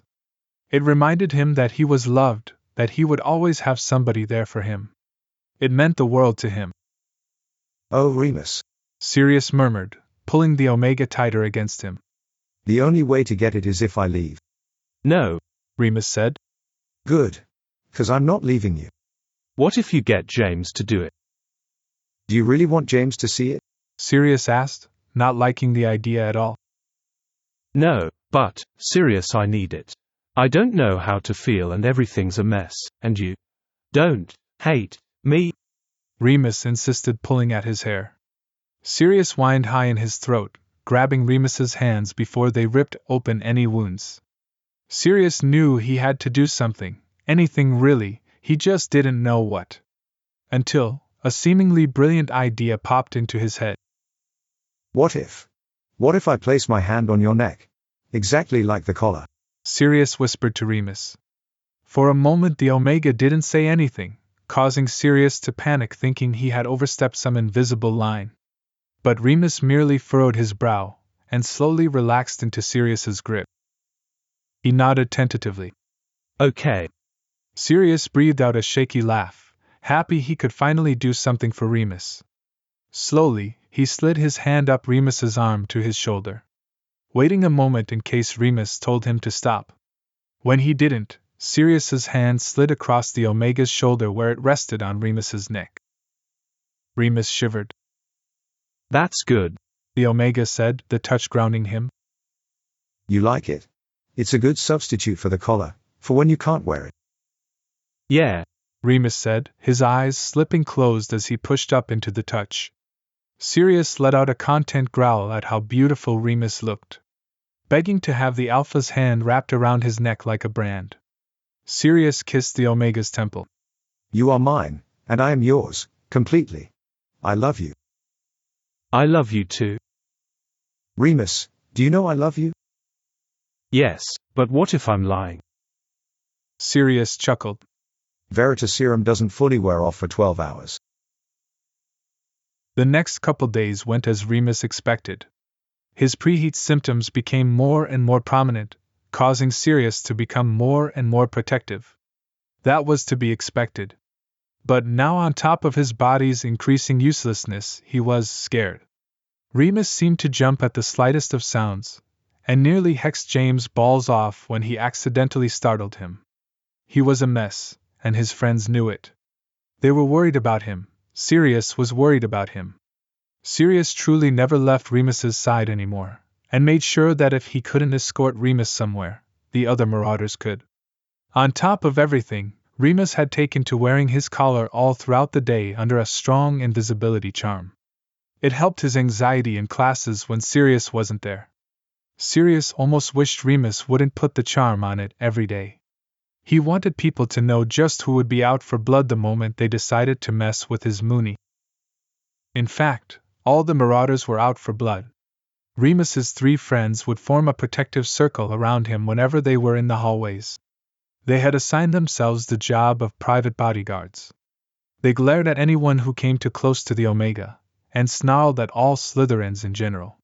Remus had let slip that his tormentors were from the enemy house, but still refused to tell his friends the exact people who hurt him. What that meant was some first years were scarred for life. Remus appreciated and loved all that his friends were doing for him, really. He even felt guilty for not telling them who the culprits were. But did they honestly expect him to? His friends made a point to pick fights with just about every Slytherin they passed in the halls. Remus didn't want them fighting, especially not for him. Remus wanted his friends to be safe. He didn't want them risking expulsion over something stupid. That was before the note. Remus was sitting in his astronomy class, trying not to fall asleep. It wasn't that the class was boring. Normally he found it quite intuitive, but his heat was only a day away and he was on sensory overload. He could barely stand the scratch of fabric against his skin, and his head pounded every time he walked down the halls. On top of that, his body was starting to produce small amounts of slick every couple hours, forcing him to use special heat pads which were uncomfortable and made him feel like he was wearing a diaper. Needless to say, he had been irritable. Remus could tell that James and Peter tiptoed around him whenever they spoke, afraid to set him off, as if waiting for him to explode. On one hand it annoyed him to no end, on the other he felt guilty. The only person that could calm him down when he got into a mood was Sirius, to no one's surprise. Sirius, who made good on his promise, was even more protective of Remus than before. If it wasn't Remus's foul mood that was keeping people away, it was Sirius who growled possessively every time the Omega picked up a pencil. This morning Sirius had tried to force Remus to miss classes. It was a Friday, which meant Remus and Sirius only had one class together, astronomy not being one of them. Sirius didn't like the idea of Remus having to suffer through anything alone, but, at the time, Remus had been feeling slightly more himself and snuck out to class while Sirius had gone to the bathroom. Something he knew he would get shit for later. Something that was giving him shit now. Whenever he was in class with his friends, they did their best to distract him from heat symptoms or moon symptoms. They tried their hardest to make him laugh, and it worked every time. But he was alone for another 10 minutes before being set free.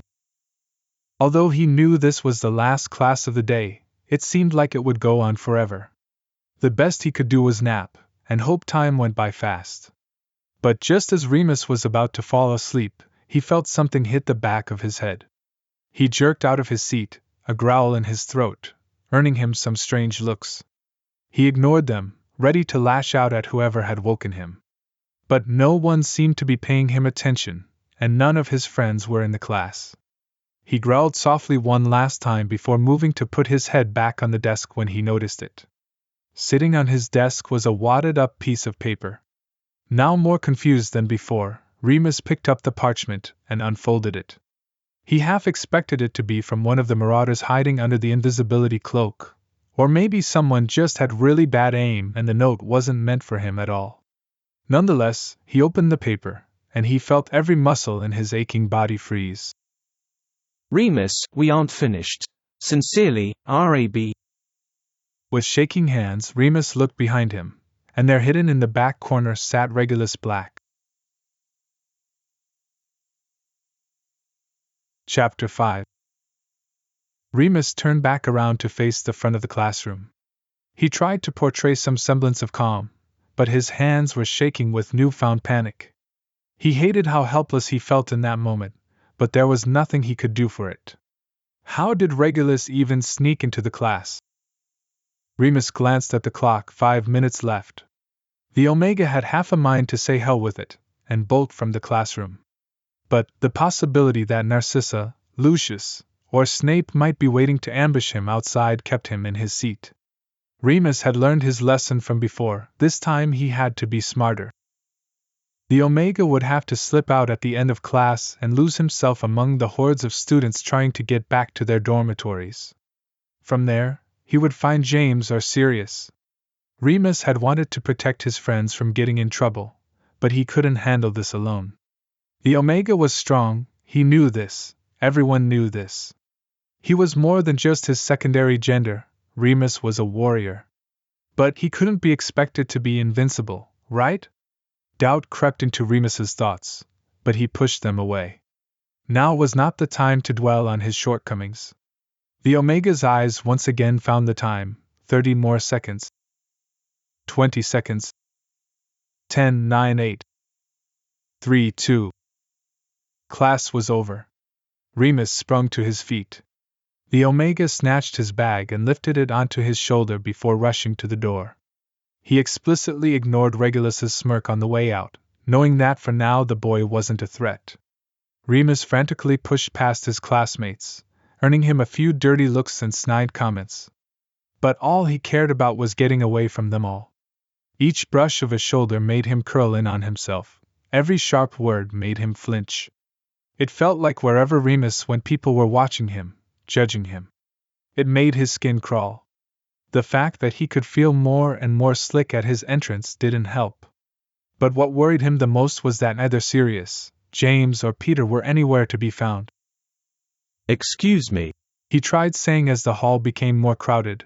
It felt like the walls were closing in on him. Sirius.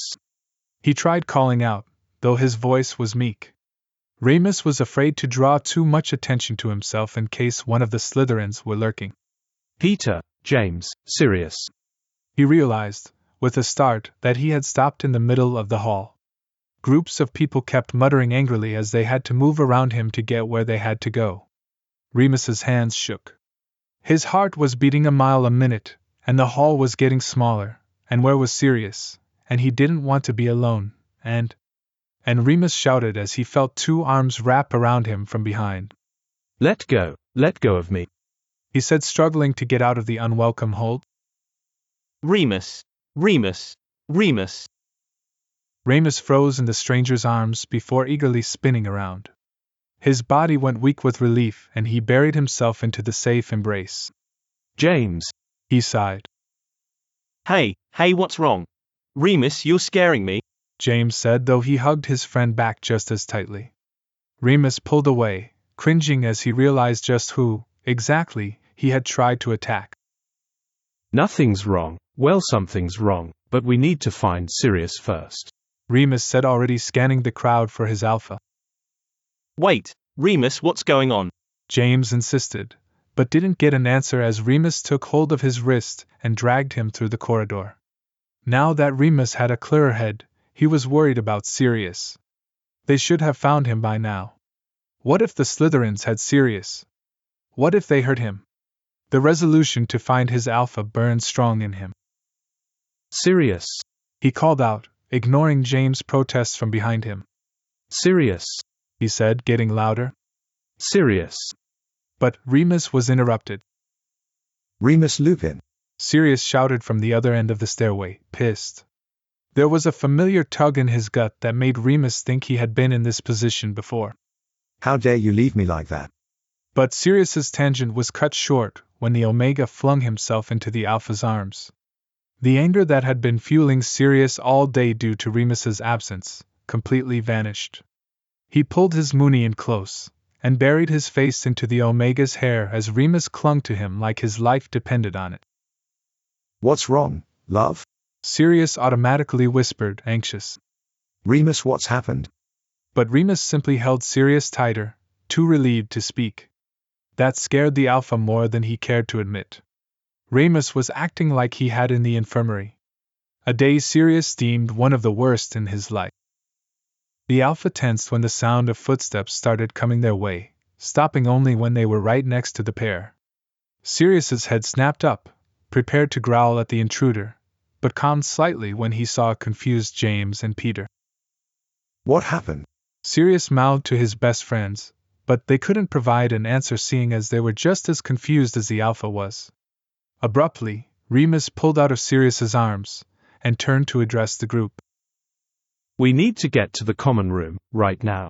Then, Remus took a deep breath as if to build his courage. Then I'll explain everything. Something happened, but we can't talk about it here. They might be listening. The Omega's eyes shifted from side to side, scanning his surroundings. There was no point, anymore, in hiding his paranoia. Not that it didn't hurt to see his friends so obviously worried for him. Remus, calm down, love, Sirius said, concerned. He grabbed the Omega by the chin and kissed him softly before pressing their foreheads together. The tension seeped out of the werewolf as quickly as it had come. Sirius was a drug Remus never planned on quitting. But too quickly, the Omega let out another distressed whine. Sirius hated it. He hated that something was wrong and all he could do was stand around and be useless. What's going on? Sirius asked once more. Remus looked deep into the Alpha's eyes and removed himself from Sirius's hold as if it physically pained him to do so. I'll explain, but only once we reach the common room. Remus insisted. He had a stubbornness that rivaled Sirius's own. Okay. The Alpha relented. Okay. Sirius didn't know what to do. Remus was being distant, and even though he had promised, he wasn't giving his friends any answers to their questions. Though the three marauders might have been a factor in the issue. As soon as the boys had reached their dormitory, they had bombarded Remus with questions. The Omega had simply stood, silently, gaping like a fish out of water. Then, without a single word, started pacing back and forth while vigorously wringing his hands.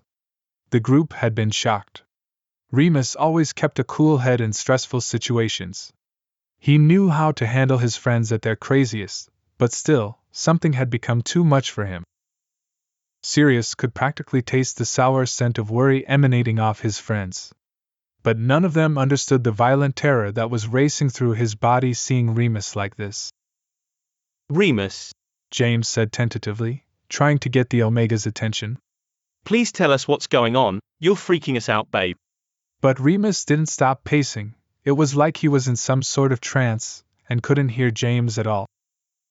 Remus, yelled Peter, waving his hand in front of Remus's face, causing Sirius to growl loudly. Peter scurried away from the Omega, not wanting to get on Sirius's bad side. Once he was a safe distance away, aka behind James, he said, "It's like he can't even hear us. Maybe we should take him to Madame Pomfrey." Sirius growled again, making Peter take another step back. He didn't mean to scare his friend, but whenever the beta opened his mouth, Sirius wanted to punch him. Remus couldn't go to the hospital wing. Sirius didn't want Remus to need to go to the hospital wing. If he did, it meant the Alpha failed him, again. It meant there were some parts of Remus that Sirius couldn't help. And Sirius hated that.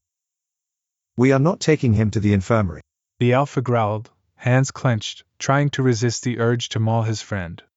Sensing the growing tension, James stepped in. I know you don't want to, Sirius, trust me. I understand what you're feeling right now. Sirius turned sharply to look at James. "Don't condescend me, Don't pretend you know how I'm feeling. You don't. He snapped. Hurt flashed in James' eyes. Sirius pretended it didn't affect him. You think I don't know how you're feeling? James' voice went cold. Let me take a shot. You feel helpless. You're supposed to be there for him no matter what, you're his mate. He trusts you to take care of him, which we all know he doesn't take lightly, nor do you. You think you would be failing him by asking for help. You think he would think you were a failure for asking for help. Am I wrong?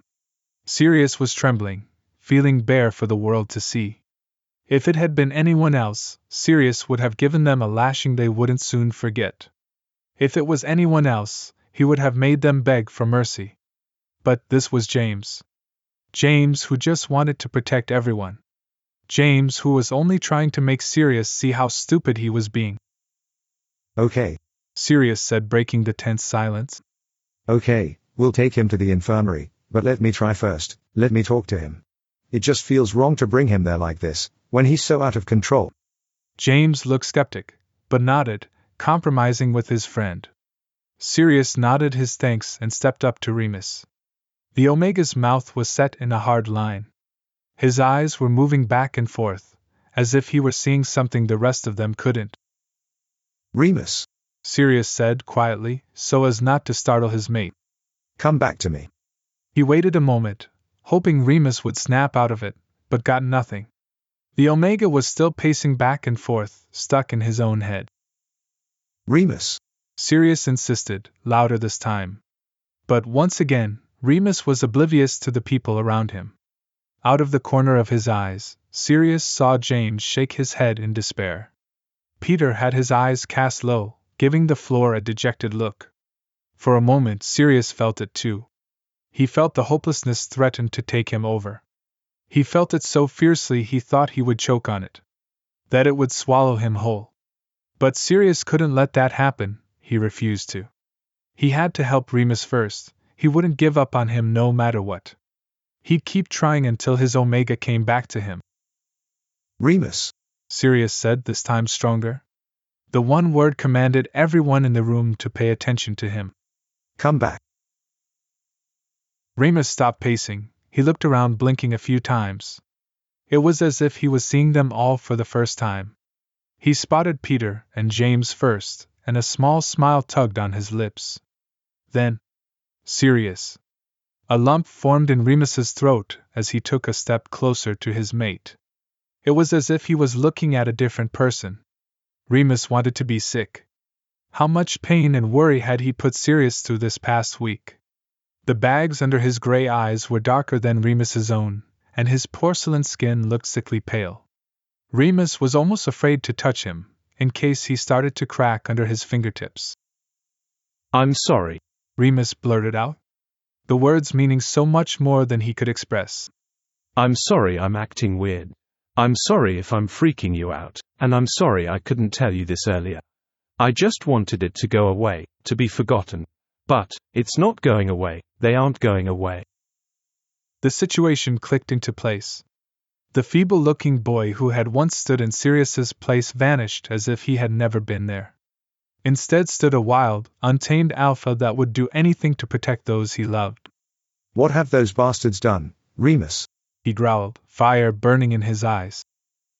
That's what I didn't want happening, Remus said, seeing the impulsive anger written across his alpha's face, across all his friends' faces. He started backing a little ways from all of them. I don't want you getting in trouble because I'm pathetic and can't fight my own battles. I don't want to be seen as the stereotypical Omega who can't even wipe their own ass without an alpha present. I am not weak. But he was weak. He could barely protect himself, never mind his friends. The feeling of helplessness he had been trying to suppress engulfed him. Sirius snorted. They all turned to him, confused, as he started to chuckle. That's the stupidest thing I've ever heard come out of your mouth. Remus retreated another step, feeling as if the floor had given out on him. He couldn't find the words to defend himself in his shocked state, though it didn't really matter. Sirius kept talking. You are not weak. Anyone who's been on the opposing end of your wand knows that, and I know I've been there many times. You're so strong. The strongest person I know, and anyone who has ever met you will agree with me. Asking for help doesn't make you weak. Fighting single-handedly doesn't make you strong. The people who hurt you seem to think you're alone. I just want to show them how wrong they are. Remus stared wide-eyed at him, as if he never considered there were people out there who he could trust to have his back when things were hard. Like when the full moon came around. Like right now. Tell us what's going on, Remus, James added, a pleading note to his voice, though it turned dark quickly. No one messes with a marauder and gets away with it.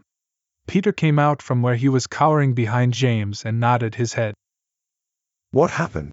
Sirius insisted. Remus looked to each of his friends, realizing just how lucky he was. I thought it was over. I thought they would leave me alone. But, today in my last class. Remus squeezed his hands, a nervous twitch he had always had. I had my head down, I wasn't feeling good. Sirius gave him a pointed look, but he ignored it. Something hit the top of my head, and when I looked down there was a note in front of me. It said they weren't finished. When I looked around, he was there. I don't even know how he got into the room, but he was looking at me like it was only a matter of time before they'd find me again.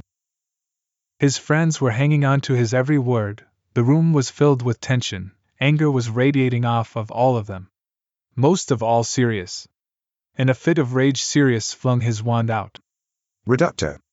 His dresser disintegrated. They all stood in shock. With all the jokes and slacking off, Remus sometimes forgot just how powerful Sirius was. James reached out a hand to calm him, but Sirius shrugged him off. Remus absolutely could not have that. The Omega gently walked to the Alpha until he was just behind him. With a wave of his own wand, the dresser repaired itself. Slowly, to make sure Sirius didn't startle, Remus placed his hand on the Alpha's shoulder. As if his touch was a sedative, the tension seeped out of Sirius in a heartbeat. With a relieved breath, Remus rested his head on Sirius's shoulder and kissed the outer shell of his ear. This is my fault, Sirius said, gently laying his hand on Remus's cheek to give him a proper kiss. I'm so sorry, Remus. It's my fault. James and Peter looked confused. They knew what had happened to Remus, but the Omega hadn't felt brave enough to go into full detail. Only Sirius knew the whole story. No, don't you dare blame yourself for this. This isn't your fault and you know it, Remus said, trying to convince Sirius just how wrong he was. But he saw the misplaced guilt in his Alpha's eyes. He knew once Sirius got an idea like this in his head, there was no going back.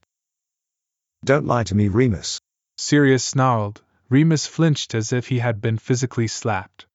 Guilt gripped Sirius in its tight hold, and he pulled Remus into a hug. I'm sorry. But we both know the truth. No, came Remus's muffled voice from Sirius's shoulder. Sirius held on tighter, knowing all too well the Omega was too good for him.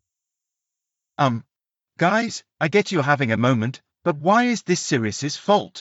Questioned Peter bluntly, earning him a smack to the back of the head from James. Remus growled a little at the accusation thrown his Alpha's way, noting Sirius didn't try to contradict him.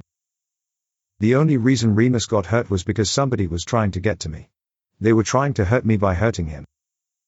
That's a fucking lie, and you. But Sirius interrupted Remus. Tell me that's not what they said, Remus. Tell me they didn't force-feed you Veritas serum to get you to talk about me. Tell me they didn't beat you because they knew it would rip me apart inside. Tell me you weren't used or violated. And frankly, I won't believe you. I saw what they did to you. Tears shone in Remus's eyes. There was nothing he could do to stop Sirius from thinking this. Sirius nuzzled the Omega's neck with his head, silently apologizing for hurting him, knowing it would only get worse. Tell me the names of the people who went after you, Sirius murmured. No, Remus whispered back, biting his lip to keep it from wobbling. Sirius lifted his head to stare into his Omega's hazel eyes, seeing the fear written all over his face. Remus, tell me who did this to you, he said a little sharper. They both knew he was taking advantage of Remus's current need to follow orders. Sirius added it to his growing pile of guilt. But Remus only nodded his head, refusing, no matter how it pained him, not to answer. Remus, please tell us, insisted James, Remus tore his gaze away from Sirius's to look at his friends. Can't we just get a teacher to handle this? Don't get yourselves in trouble because of me. You know we can't do that, Remus, said James with a slight growl. We take care of our own, and we do it our way. That's the only way this will stop, and you know it. Remus knew it was true, he just wished it wasn't. Remus, tell us, Sirius said one last time. Remus looked back to his Alpha, and prayed he didn't come to regret the decision he was about to make. Okay. His friends eagerly looked at him, like they were readying themselves for a battle. Remus shivered at the thought. Narcissa. Eyes hardened. Malfoy. Jaws clenched. Snape. Growls sounded. And this would break him, was all Remus could think. Regulus. Remus watched as his Alpha went still. There was a flash of pain in his eyes before it was replaced by fury, calm, deadly fury. I'll kill him, Sirius said, grabbing his wand from where it lay discarded on his bed. He wielded it with a deadly grace. Sirius, no, said Remus, but his pleas fell on deaf ears. He'll regret the day he ever lay a finger on you, Sirius said, already striding to the door. I'll go with you, James said immediately, grabbing Sirius's arm to stop him from leaving. He was angry too, he wanted revenge too.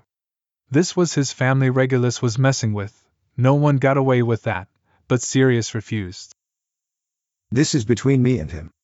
In that moment there was a look of understanding that passed between the two friends. James let go of Sirius's arm. You're letting him go, Remus said, outraged. We both know I have no chance of stopping him, but James, he's about to go confront his brother. He is not my brother, Sirius said in a voice that would strike fear in any opponent. Remus just looked at him sadly.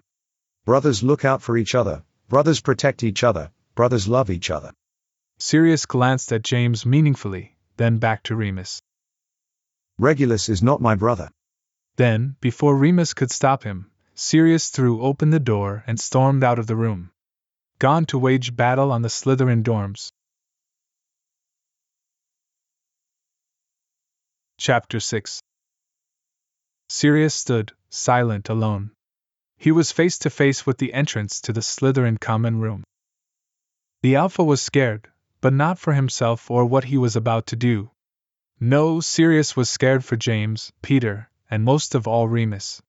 He was also scared for one more person. A person he wished he could cut out of his life like he had the rest of his family. There was a time when Regulus had been the only person Sirius loved, the only person he cared about. There was a time when they had been in the fight against their family together. But nothing had been the same after Sirius had been sorted into Gryffindor, and a year later Regulus into Slytherin. Sirius's first year at Hogwarts had been a detox from his family. The young Alpha had learned just how poisonous and abusive his family truly was. Regulus hadn't been as lucky. Being sorted into Slytherin meant Regulus had fallen further and further into the lies and hatred their family believed, and spread. During summer break Sirius would try to show Regulus the utter wrongness of their parents' way of life. At first, his brother simply told Sirius to bugger off. Of course, that meant Sirius kept coming back to try to spread, at least, an inkling of doubt in Regulus's head. For a while, Sirius had thought it was working. There were times when Regulus would actually sit and listen to him before calling him names and walking away. That was before Regulus went to their mother. The little bastard told Walburga Black everything Sirius had said. Her eldest son's political point of view didn't necessarily surprise the woman, but it was the first time she had heard about who, exactly, Sirius was courting. That's when any remaining love Sirius felt for his brother vanished. Sirius's mother beat him to the point of unconsciousness. She even used the Cruciatus curse on him, which she only ever brought out when she was especially angry. Still, that had not been Sirius's undoing. He had become stronger than his mother's control over him. No, what finally pushed Sirius into leaving his family and finally turning his heart cold against them, was his mother threatening Remus. His brother, in some small act of mercy, hadn't told their mother Remus's name, thank Merlin, but he had told her enough. Walburga went raving throughout the house threatening to find this half-blood her son was in love with and kill him herself. Sirius wouldn't stand for it. He had sent a stunning spell her way, the first time he had ever raised a hand to his mother, grabbed what personal items he could and ran out of the house. A part of him had ached to go to Remus's house. He had to see his Omega. He had to make sure Remus was safe, and that none of his family had gotten to him. But Sirius had been afraid of someone following him or putting a tracking spell on him, so he went to one of the other two people he trusted most in the world. James. James's family was pure blood, Walburga would never risk touching them. That's what brought Sirius to the Slytherin common room, at midnight, on a Friday evening. Distantly, he realized he had been standing outside the dorm room for over 5 minutes, and was probably worrying Remus half to death. Sirius was no idiot. He knew for a fact Remus, Peter, and James were all crowded around the Marauder's map, watching him like a hawk. For a moment he wished he had grabbed the map, and James's invisibility cloak. Knowing that Remus was watching him, waiting for him to confront the Slytherins, alone nonetheless, must be torture. Sirius huffed out a humorless laugh. He was the definition of a hypocrite. Hadn't he just finished telling Remus fighting alone didn't make you strong? Hadn't he just made it a point that the 4 of them would fight against the Slytherins together? Somehow, he couldn't find it in himself to care. He had to do this alone. It was between him and Regulus, no one else.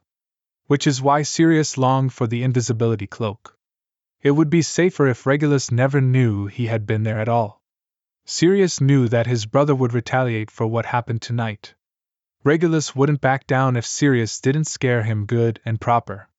The Alpha knew if Regulus retaliated, the Marauders would get the brunt of it. A growl burned in the back of Sirius's throat. He wouldn't let that happen. He'd terrify Regulus so thoroughly he'd run home to Mommy, and never bother Remus again. Sirius would scare Regulus so terribly, no longer would Walburga's face haunt him in the night, but Sirius's own. With a mental apology to Remus, the Alpha muttered the Slytherin password. The Marauders knew the passwords for the next 3 months, and stepped into the dungeon. Sirius had only been in the Slytherin common room once before with James in second year. The two had decided the room needed some redecorating and charmed the walls and all the furniture bright pink. To the Gryffindor's chagrin, none of the teachers seemed to be able to lift the magic, and the spell didn't wear off for 2 months. Looking at the dungeon now, Sirius could say nothing had changed, save for the color. A disgustingly aristocratic shade of green added a splash of arrogance throughout the entire room, and snakes were depicted on every wall, painting, and piece of furniture. But most importantly, it was empty. Sirius wanted to be seen by as few students as possible. Only 4 people would ever know he had been there that night, and they never speak a word of what happened to anyone. Knowing his time wasn't limitless, Sirius started stripping. He quickly hid his clothing and wand where he hoped it would be safe, and started transforming. His bones popped and creaked as they changed to those of a dog's form. He felt himself fall to the floor on all 4s, paws instead of hands supporting his body. It wasn't Sirius who'd be causing trouble tonight. Oh no, it was Padfoot's turn to play. Padfoot slinked down the staircase as quiet as he could with razor-sharp claws clicking loudly against the stone steps. He was slightly out of breath, but ever so smug at what he had done. Sirius had caused proper destruction. Padfoot had snuck into 3 out of the 4 culprits' dorm rooms, and destroyed everything. He had ripped apart textbooks with his fangs, destroyed wardrobes and furniture, and clawed at the walls, making sure to leave his mark. He left nothing the way it had been. Padfoot had been in a frenzy. It was as if for those few minutes in each room he truly was a feral dog destroying everything in his path. Sirius had few morals, and there were even less things he wouldn't do if it was presented right. But there was one offense Sirius wouldn't stand for. No one touched Remus. Sirius bounded over to the part of the common room where he had hidden his clothes, adrenaline coursing through him. He pulled his stashed supplies out from under a bookcase, and willed his body to transform back into a human. Once he felt all his bones grind back into place, he hastily put his clothes on, and grabbed his wand. He had one more room he had to go to tonight. But this one would be different. Sirius needed to do this in person. Did you forget me or something? Came a cocky, self-assured voice from behind Sirius. The Alpha froze for only a moment before spinning around, radiating an arrogance of his own. His posture was stiff, his face blank of emotion. Even with Regulus half a room away, Sirius looked down at his brother. The Alpha couldn't deny he found satisfaction in the way Regulus tried not to twitch under his unyielding gaze. That was the only way to deal with the Black, show them their own worthlessness. Regulus made his way to the middle of the common room, though he was still a ways away from his older brother, wand in hand. By the looks of it, Regulus had just woken up. He had most likely heard Padfoot creeping around and had come to investigate. Only to be met by his brother. Seeing as there was no horror or shock on his face, Sirius safely assumed Regulus hadn't seen his animagus form.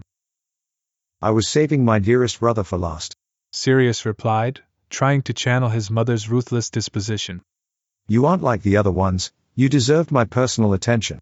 Sirius growled. He didn't miss Regulus's shiver, or how he started to tremble lightly.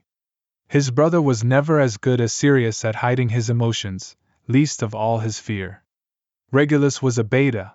It wasn't in his nature to challenge an alpha. This confrontation was fighting against his very nature. Sirius gripped his wand, ready to start casting spells at a moment's notice, and slowly made his way to Regulus. He moved with the fierceness of a wolf, channeling his Mooney. You're here because of him, aren't you? Regulus said, trying to keep the fear from his features, though he was failing miserably. Remus. He spat the name like it burned his mouth to say. It resembled their mother so much Sirius almost took a step back, but his gait didn't falter. It reminded him that no matter how much the thing in front of him resembled the person he used to love, Regulus was not the same little boy. You know, I always thought you were using him. That you were only with him to piss Mother off. But you're serious, aren't you? You actually love that contaminated, worthless freak. Sirius's wand was up before the other boy could process it, and Regulus was hit with a wordless curse. From a young age, both boys had been taught how to do wordless magic because it reflected the control and power a wizard held in high society. Sirius had been a natural, but barely ever used the gift. He saw no reason for it, and had wanted to piss his mother off as often as possible at the time. But now he used it. He was filled with so much rage and hatred towards Regulus, the words took too long to come out of his mouth. He needed to remind his brother who the stronger, more powerful of the two were. The curse sliced Regulus's cheek, leaving a deep gash in his cheek. To the beta's credit, he barely made a noise and threw a curse back at Sirius immediately. The spell was weak at best, and both boys knew it. Sirius easily deflected, and took another step closer to Regulus so he could see the sweat dripping down his face. Don't ever insult Remus again, don't even dare to speak his name, Sirius practically shouted. They were lucky no one woke up. Fear shone in Regulus's eyes, a look Sirius remembered from when his brother watched his mother. But it wasn't enough, not for Sirius. He was far too caught up in pain, and anger, and betrayal. He cast one more spell. Time seemed to slow down as Regulus fell to the floor, hands clutching at his throat. Sirius stood, still, unrelenting, watching his younger brother panic. Regulus propped himself up on one hand, coughing and spluttering until he finally gagged up what had been stuck in his throat. Blood. Regulus was horrified as he looked at what had just come out of him. What did you do? He asked, terrified. Sirius smirked.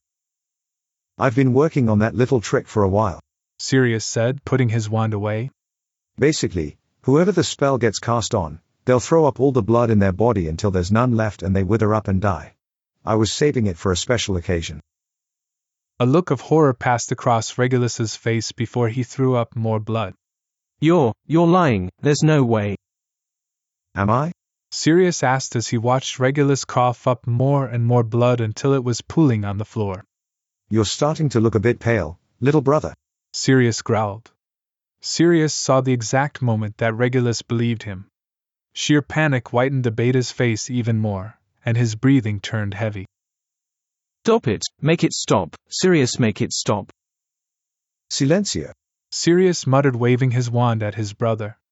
He was shaking. Regulus was too preoccupied to notice, but Sirius was shaking. The way Regulus had begged him for help reminded him far too much of protecting his brother as a child.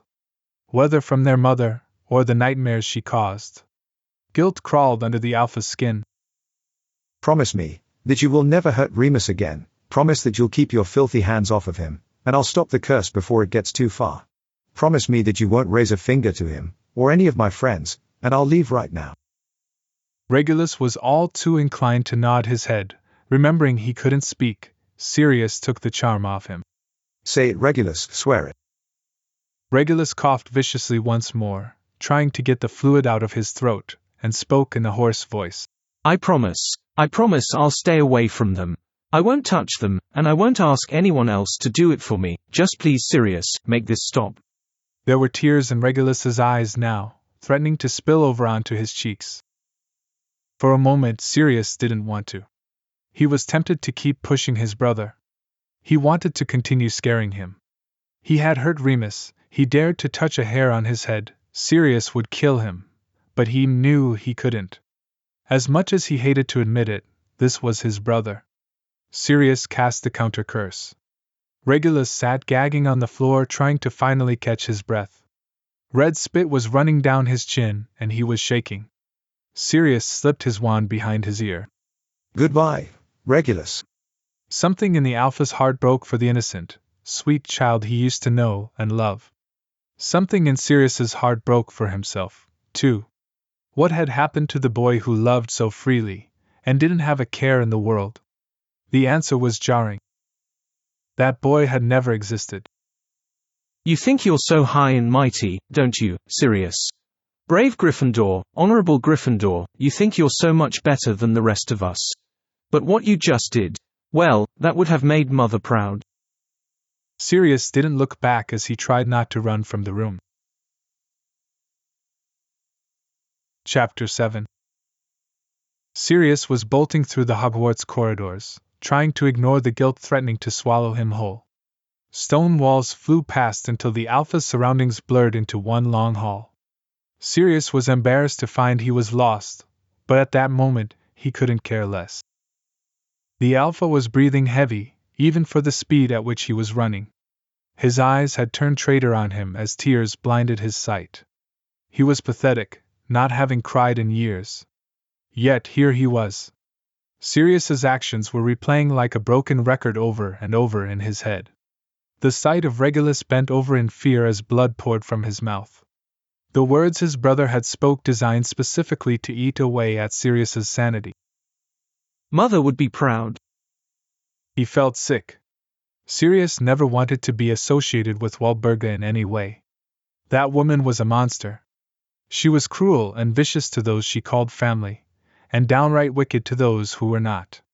She was the voice that haunted Sirius in his dreams, and the woman who hunted him during the day. She used fear to rule over those she saw as beneath her and Sirius. Sirius was just like her. The Alpha fell to his knees right as the sick he had been trying to hold back poured out of him. Not a lot came up seeing as he hadn't eaten dinner, but Sirius almost wished there was. Maybe if he emptied his stomach out, the pit of disgust and guilt he felt churning in his gut would empty out too. Sirius was shivering as he kneeled on all fours in the middle of an empty corridor, his own puke underneath him. Distantly, the Alpha knew if he didn't get up and leave, someone would find him and he'd be in trouble. But he couldn't find the strength to stand. Maybe he wanted to get caught. Maybe if he was punished he wouldn't feel this awful remorse coursing through him. He had made Regulus afraid. He had made Regulus cry. He had hurt Regulus. Sirius's brother was right, their mother would be proud. Sirius had turned out to be a monster, just like her. The Alpha couldn't hold back the tears that poured from his eyes. He was hyperventilating, and on the verge of a true panic attack. But there was nothing he could do but succumb to the feelings. He was a monster after all, he deserved it. Sirius wasn't worthy of the word brave, or the red and gold he wore on his robes. He wasn't worthy of the people who loved him, or the happiness they gave him. He wasn't worthy of James, or Peter or Lily. Sirius certainly wasn't worthy of Remus. Kind, wonderful Remus who believed in him, who believed in everyone until they proved him otherwise. Remus, who had opened his heart to Sirius, who trusted Sirius to be a good person. Remus, who loved him. The Omega asked so little of the Alpha, and still Sirius had failed him. It was never Remus who had been the monster, no matter what happened on the full moon. It had always been Sirius.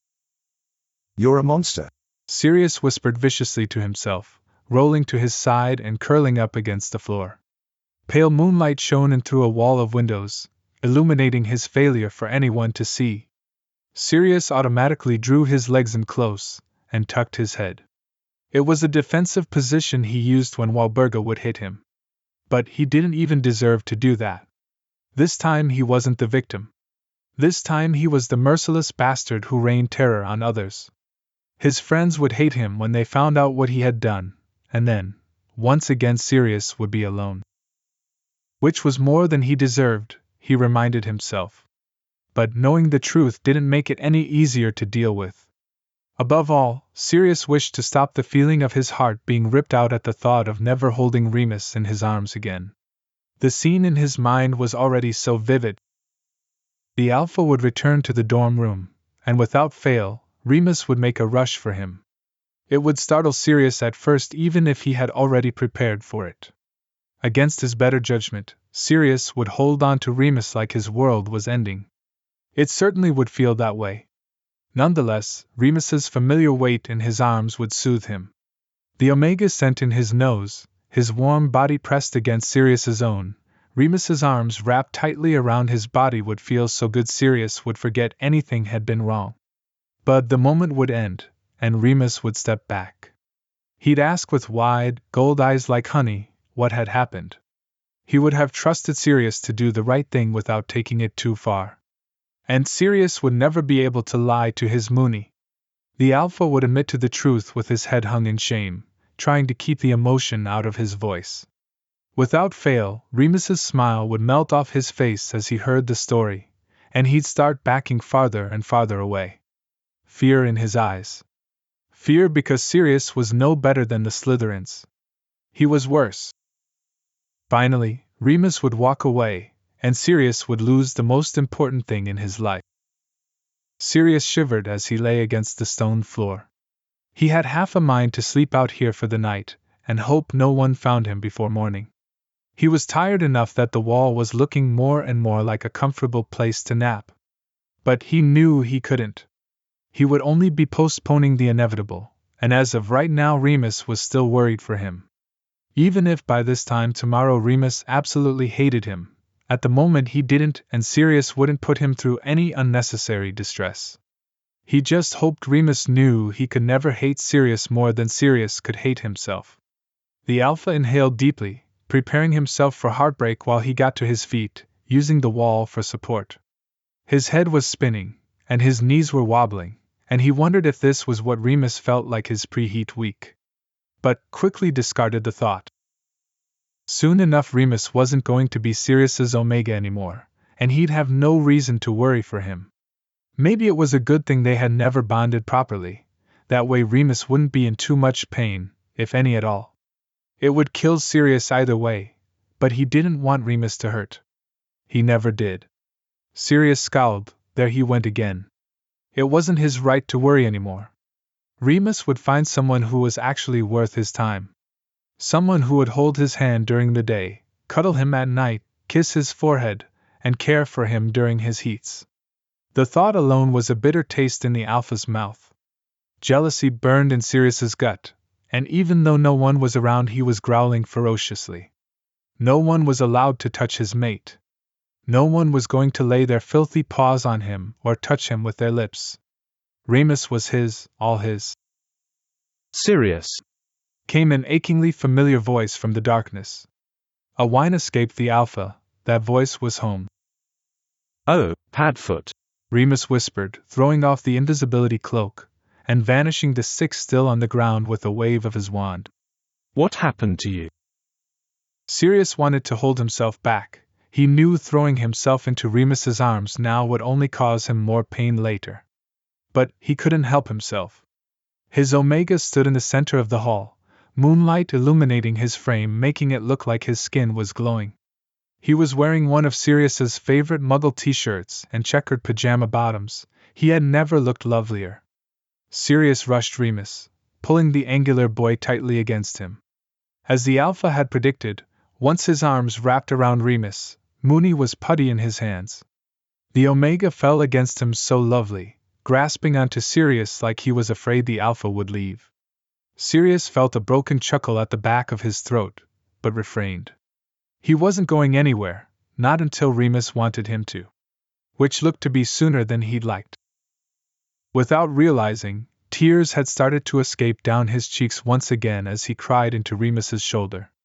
Sirius didn't deserve the kindness Remus was showing him, but he ached for it nonetheless. It's okay, Padfoot, Remus whispered to him, petting his hair. Everything is going to be okay. Pain cut deep in Sirius's gut. Nothing was okay, nothing was ever going to be okay again. All of a sudden, the Omega's arms felt claustrophobic, his soft voice grating against Sirius's ears. In that instance the Alpha couldn't stand to be near Remus. Not with the knowledge that in a few moments, he would pull away from him in horror.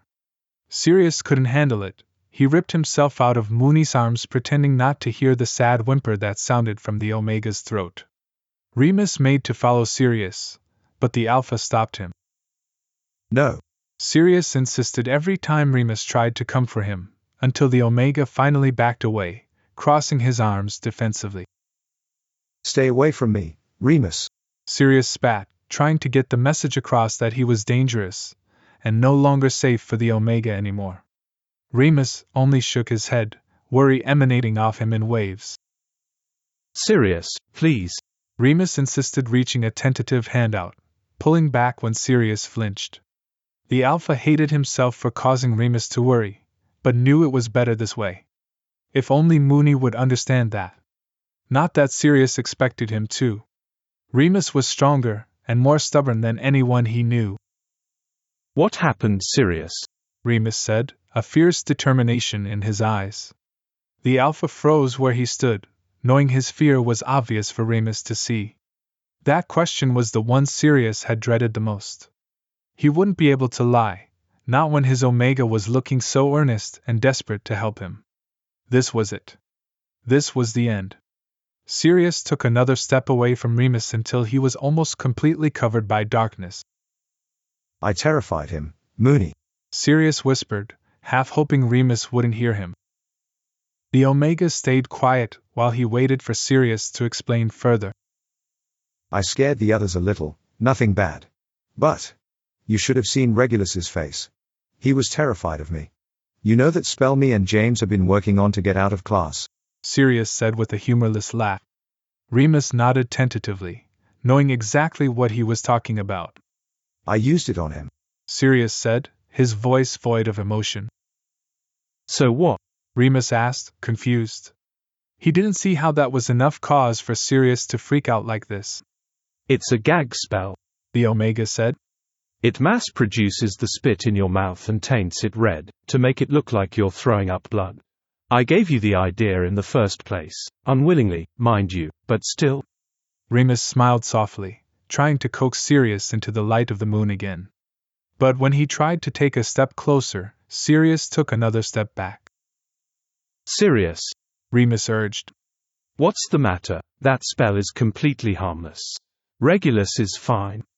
Sirius only shook his head, the words to explain himself lodging in his throat. He didn't know. The Alpha gasped. He didn't know it was harmless, and I had to protect you from him, Moony. I couldn't let him hurt you anymore. Sirius's thoughts were flying a mile a minute. He couldn't seem to make his brain slow down. The Alpha didn't even notice how close Remus had gotten to him until the other boy rested a hand on his cheek. Sirius's eyes went wide, and he stumbled back, managing to trip over himself and crash to the floor. Pads! Remus cried and fell to the ground next to him, worried for his Alpha. Are you alright? Did you hurt anything? Sirius didn't deserve the concern in the Omega's voice. Get away, he ordered Remus. The Omega paused for only a moment, getting more and more frustrated with his own inability to help. Finally, he slid himself away from the Alpha, his own hackles rising. It was another guilt to add to Sirius's ever-growing pile. I don't understand, Remus finally whispered. Sirius clenched his fists, feeling himself tremble with the weight of his emotions. You're smart, Remus, don't play dumb. It isn't becoming of you. I told Regulus the spell would kill him without a counter curse. I told him the spell would make him throw up all the blood in his body until it killed him. I let my brother believe I was trying to murder him, and you know what? Finally, Remus's face seemed to go slack with understanding. Sirius pulled his legs up to him and rested his head on his knees, hot tears sliding down his face. I'd do it all again if it meant you were safe. I'd become a monster for the rest of my life if it kept you away from them. Sirius expected Remus to yell at him. He expected the Omega to be disgusted and call him every name in the book. What he didn't expect was for the Omega to throw himself into Sirius's arms. The weight of the other boy, as gangly as he was enough to knock the Alpha onto his back. At first, Sirius was convinced Mooney was going to punch him. He lay back, dead weight for Remus to take a swing at. He'd never fight against the Omega. Remus was his entire world. But instead of the pain Sirius was expecting, Remus straddled his hips and pressed his mouth firmly against Sirius's own. The Alpha's eyes went wide at the sudden contact, not having time to reciprocate before Remus was pulling back. Sirius whimpered. No, the Omega ordered, pinning Sirius down effectively. You got your turn, now it's mine. You, Sirius Black, are not a monster by any means. The fact that you feel guilty about what happened is enough to prove that. You were put in a shitty situation, and for that I'm sorry, but you did what you had to do. I could never hate you for that. But Remus didn't let him finish. Did you hurt him, Sirius? Did you use an unforgivable curse on him? No, you scared him because otherwise he was going to hurt you. You did what you felt you had to, and I will stand behind you on that because I trust you. I trust that that was the only option you could come up with. If there was a less harmful solution, you couldn't find it. I trust you. You protected us, you protected me, and for that I will forever be grateful. I run with monsters, Sirius, you are not one of them. Sirius had to take a moment to process Remus's words. He didn't hate him. He wasn't going to leave him and find someone else. Remus understood what Sirius had been forced into, and didn't hate him for it. Remus saw every inch of Sirius, the good parts, the bad parts, and everything in between. And Remus found him to be worth it. Sirius's fears melted away the longer he stared lovingly into Remus's golden eyes. The way the Omega's hair framed his face, giving him a glowing halo. Sirius had fallen hard, he would be the first to admit it.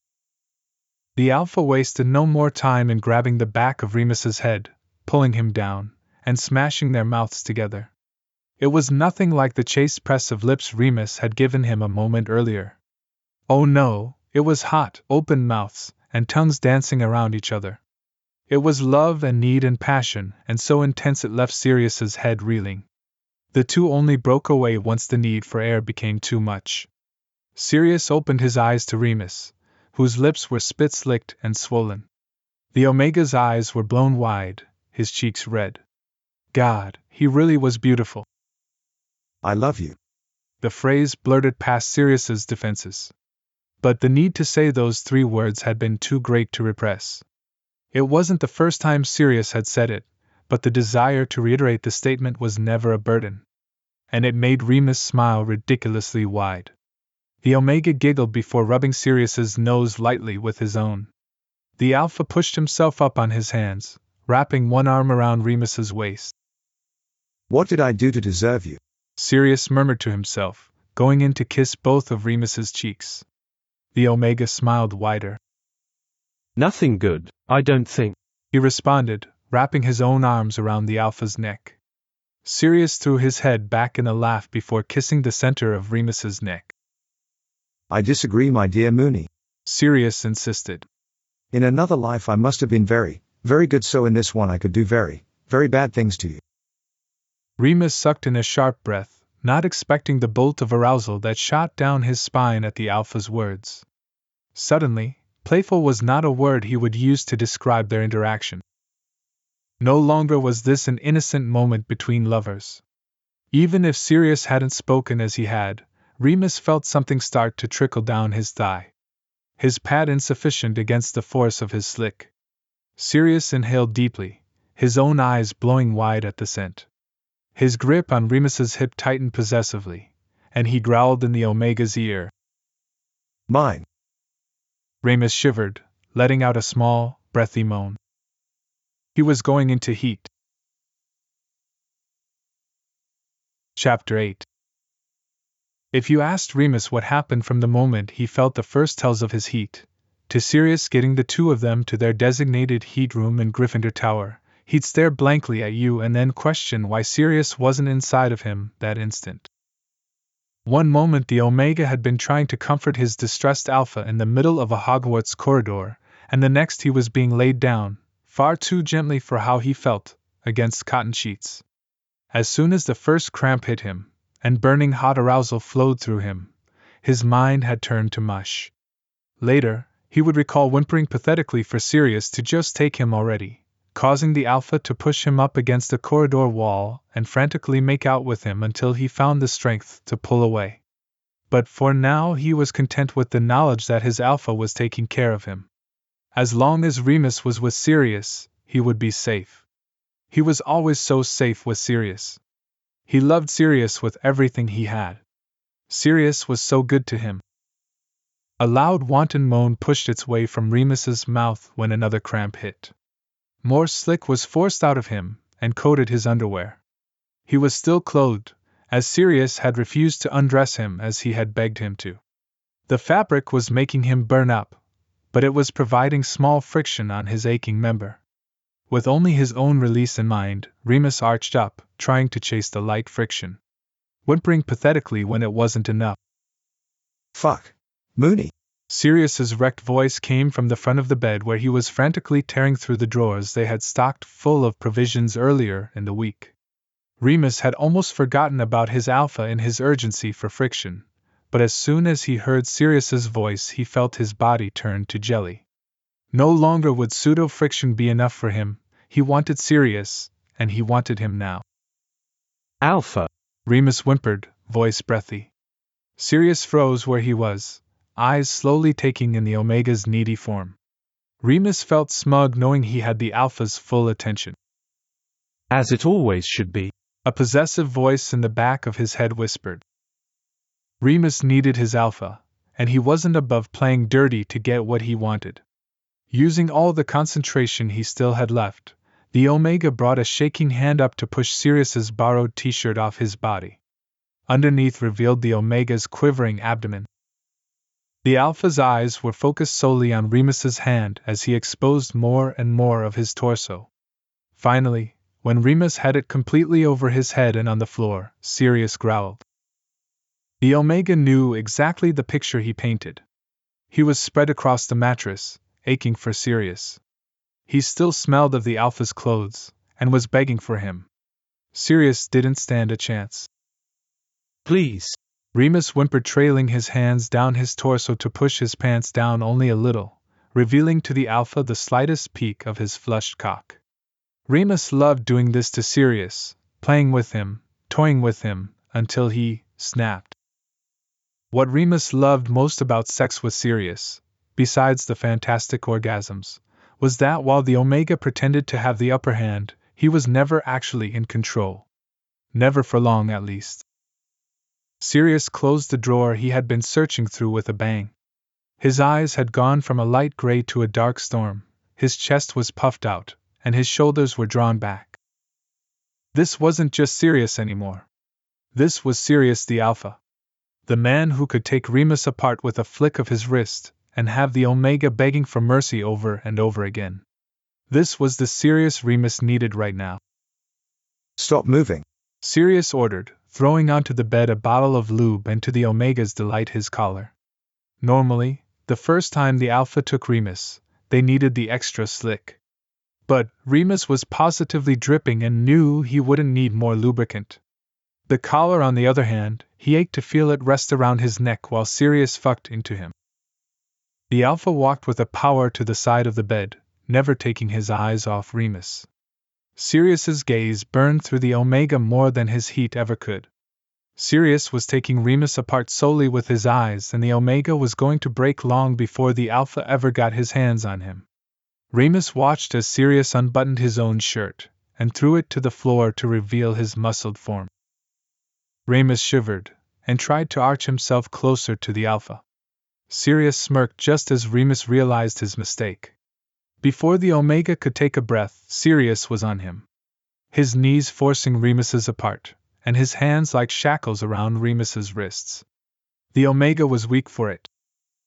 Even through his sleep pants, Remus could smell his own arousal permeate the room.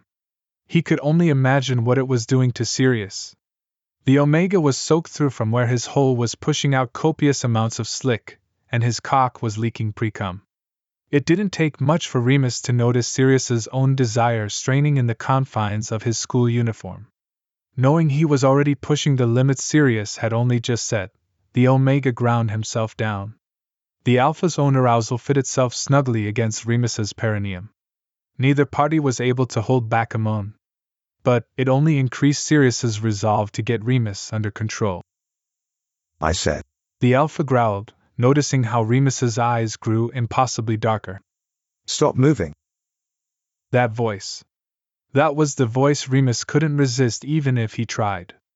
Immediately, he went lax in the Alpha's arms no matter how his body tormented him. The need to follow orders overriding his entire system. Sirius grinned wickedly before brushing his lips across Remus's neck, where their mating mark would go. He kissed the spot once, like a promise before sucking hard. It wasn't enough to break the skin, but it was enough to drive Remus crazy. Sirius, the Omega moaned. Everywhere the Alpha's mouth touched him felt like electricity shooting down his body. You never learn, do you, love? Sirius whispered all too smug in Remus's ear, tugging at the lobe until the Omega whimpered. Stay still, or this is going to be a long night for you, Sirius murmured.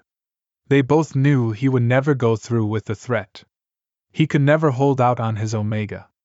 But that didn't mean Sirius wouldn't draw the experience out. He would string Remus along until his body was a live wire, everywhere the Alpha touched feeling like he would fall apart. Remus loved that feeling, but not tonight, not when he was like this. Alpha. He whispered the title like a prayer, knowing exactly what it did to Sirius. The Alpha in question ground himself into Remus, sucking harshly at the Omega's neck where he knew there would be bruising later. Remus looked forward to it. You're so bad, Remus. Sirius chuckled into the Omega's ear before starting to slide down Remus's body. The Omega watched, entranced, as Sirius kissed his way down his torso. The Alpha played with Remus's nipples for only a moment before continuing to slide down his body. Have you ever heard what some of these teachers think of you? They praise you, Remus.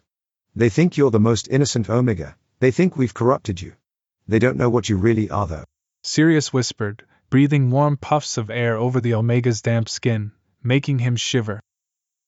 Remus was trying so hard to stay still for Sirius, but it was hard when the Alpha said things like that. Remus was so fucking hard.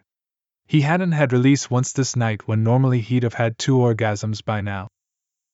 Remus watched Sirius's plump lips stop just over the Omega's obvious bulge. How Remus ached to thrust up into the hot mouth he could feel through his pants. He knew if he didn't keep himself occupied he'd lose it, and Sirius would be disappointed. Remus's instincts screamed at him, he couldn't have that. What am I really? Remus asked, trying to keep Sirius's mouth occupied when he'd really rather have it somewhere else. This time, Sirius slid his hands down Remus's chest, pinching at his nipples until they were hard, and finally resting his hands at the top of Remus's bottoms. The Alpha grabbed the sides of both his pants and underwear, slowly pulling them off Remus's body. The Omega lay completely still even though he longed to kick the fabric off him in his rush to have Sirius on him, in him. Remus's hole clenched. He needed something in him. The Omega wasn't even bothering to hide his moans and whimpers, too far gone to care. His noises only grew louder when he finally lay bare before his Alpha. His aching cock and weeping hole there for anyone to see. Sirius took a long look, making Remus squirm, before making a move. The Alpha spread the Omega's legs, keeping both hands firmly on his thighs to keep him exposed. Sirius let a pleased growl escape him when he noticed the Omega's hole winking at him, urging him on. Needy, Remus, Sirius said, his voice sounding like pure sex. You're so goddamn needy, love. Those were the only words spoken for a while as Sirius plunged into the Omega's hole with his tongue, eating Remus out like his life depended on it. Remus screamed. No longer was Sirius's initial rule even a thought in his mind as the Omega's hands found purchase in the Alpha's long locks of black hair, and he ground himself onto Sirius's face. God, this was one of Remus's favorite things besides having Sirius's dick actually in him. Sirius's tongue was pure magic, for nothing mundane could ever feel that good. The Alpha thrust the wet muscle in and out of Remus's considerably loose hole, going as far in as he could before pulling back out and biting lightly on the sensitive rim. Remus was squirming helplessly. The Omega was unable to move his legs due to Sirius's hold, and unable to push Sirius farther into him. He was helpless, exactly how Sirius wanted him. Though it didn't much matter. Sirius was vigorously eating Remus out. He took what he wanted and held nothing back. It wasn't long before the Omega was orgasming for the first time that night, his stomach flexing as cum spilled from him. Only once the last of Remus's aftershocks died down did Sirius pull away. Remus could have been ready again from the sight of the Alpha alone. The Omega was almost embarrassed to see his own slick dripping down Sirius's face. Even more so when the Alpha wiped it away with his fingers before sucking the digits into his mouth to taste all of the Omega. It was a true test on Remus's refractory period. God, Remus, Sirius spoke, his voice deeper than normal. You're so wet for me, love. I don't even think we need lube this first time. Remus blushed a million different shades of red and crossed his arms over his face. Sirius couldn't have that. Oh no, love, you're not hiding from me. Sirius grabbed Remus's wrists again and pulled his arms away gently. Then the Alpha brought his face close to the Omega's. Almost so their lips were touching, but not quite. Kiss me, Remus, Sirius urged. Taste yourself on my lips, see for yourself just how wet you are. Remus whimpered at his Alpha's dirty mouth. Now, Remus. Before it's all gone, Sirius ordered. Remus didn't need to be told again. He surged up, catching the Alpha's lips with his own, clumsy as they were with his muddled brain. Nonetheless, Sirius opened his mouth for Remus to explore, for Remus to take back what was his in the first place. As ordered, the Omega licked the Alpha's mouth clean. Tasting his slick mixed with Sirius's own flavor was so much hotter than he ever thought it would be. He pawed at the Alpha desperately, trying to get impossibly closer. Sirius finally pulled away when the need for air was too great, though Remus tried to chase their mixed tastes. Sirius only smiled and pecked Remus's forehead. Good boy, he whispered, drugging Remus with his Alpha scent and his words. It was obvious that Sirius noticed, too. Fuck Remus, you do anything I wanted you to like this. I could tell you not to touch yourself for an hour and you wouldn't, knowing that your heat would make you feel like you were on fire without the contact. Or I could do the opposite. I could tell you to touch yourself, finger yourself until you were coming dry and you'd still beg for more. I could tell you to ride me while I just sit there and watch you. I'd put your collar on you, and I'd watch you fuck yourself on me, and I wouldn't move a muscle to help. You'd be begging in no time. That would be a beautiful sight, would it not? Remus' eyes were hazy with lust, his heat burning him up. His need for Sirius's touch making him agree to just about anything. Yeah, Remus said, not knowing what he was setting himself up for until it was too late. The warmth of Sirius's body was pulled away from the Omega, who whined pathetically. Get to it, then, Sirius said, finally stripping himself of his pants. A smug smile, only the Alpha managed to make sexy, sat on his lips. What? Remus asked, coming back to himself once Sirius moved far enough away his presence wasn't clouding all of the Omega's good judgment. The Alpha only chuckled. He knew exactly what he had done to the other boy. Sirius crossed his arms behind his head, laying himself out for viewing pleasure.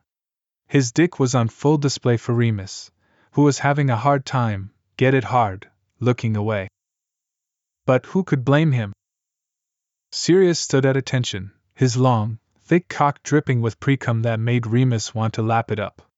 Sirius snapped his fingers, gaining the Omega's undivided attention. By the gleam in his eyes, it wasn't a far jump to figure out Sirius knew exactly what Remus had been staring at. Ride me, Remus, while I sit here and watch. You disobeyed orders. I told you to stay still and you couldn't. So you're going to have to do the work for your next orgasm. Until I say otherwise. Got it? Remus nodded. The mental image was hot, he'd admit that, but he knew from past experience that riding Sirius took a considerate amount of energy. Remus was afraid he wouldn't be able to maintain consistency in his current state. But he wanted to obey, oh so badly. As Sirius had said, he had disobeyed.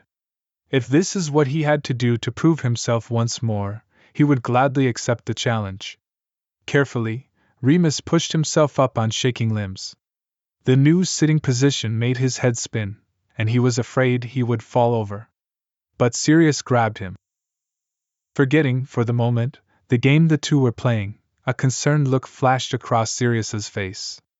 The Alpha quickly sat up and his arms came around Remus to hold him steady. The Omega couldn't help but fall into it. Hey, hush, Remus, you're okay. Sirius whispered as the Omega started rubbing his head in the crook of the Alpha's neck. If this is too much right now, you have to tell me, Remus. We can play around later. But, if right now you need me just to fuck you, you need to tell me. Remus's Alpha sounded concerned, which he did not like at all. The spicy scent of his arousal mixing with the sourness of worry was not okay, and the Omega vowed to fix it.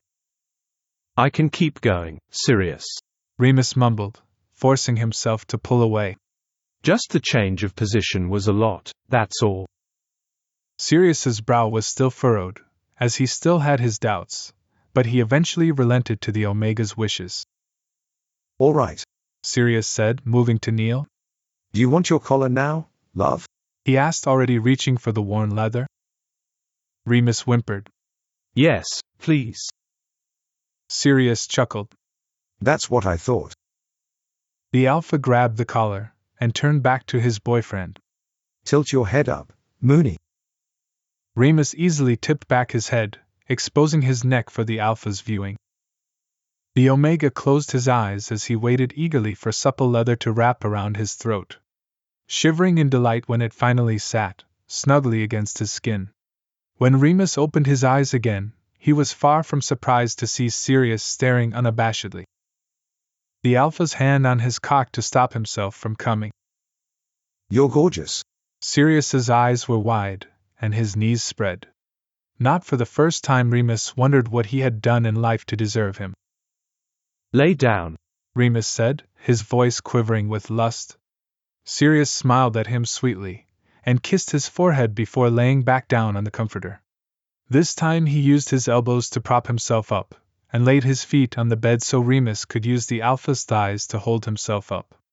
Remus was grateful as he knew he would need the extra support. Carefully, the Omega crawled over the expanse of the bed. He needed Sirius's help getting his legs on either side of the Alpha's torso, but finally managed to get in the proper position for what he was about to do. Already Remus found his thighs were quivering due to his weight hovering over his Alpha's body.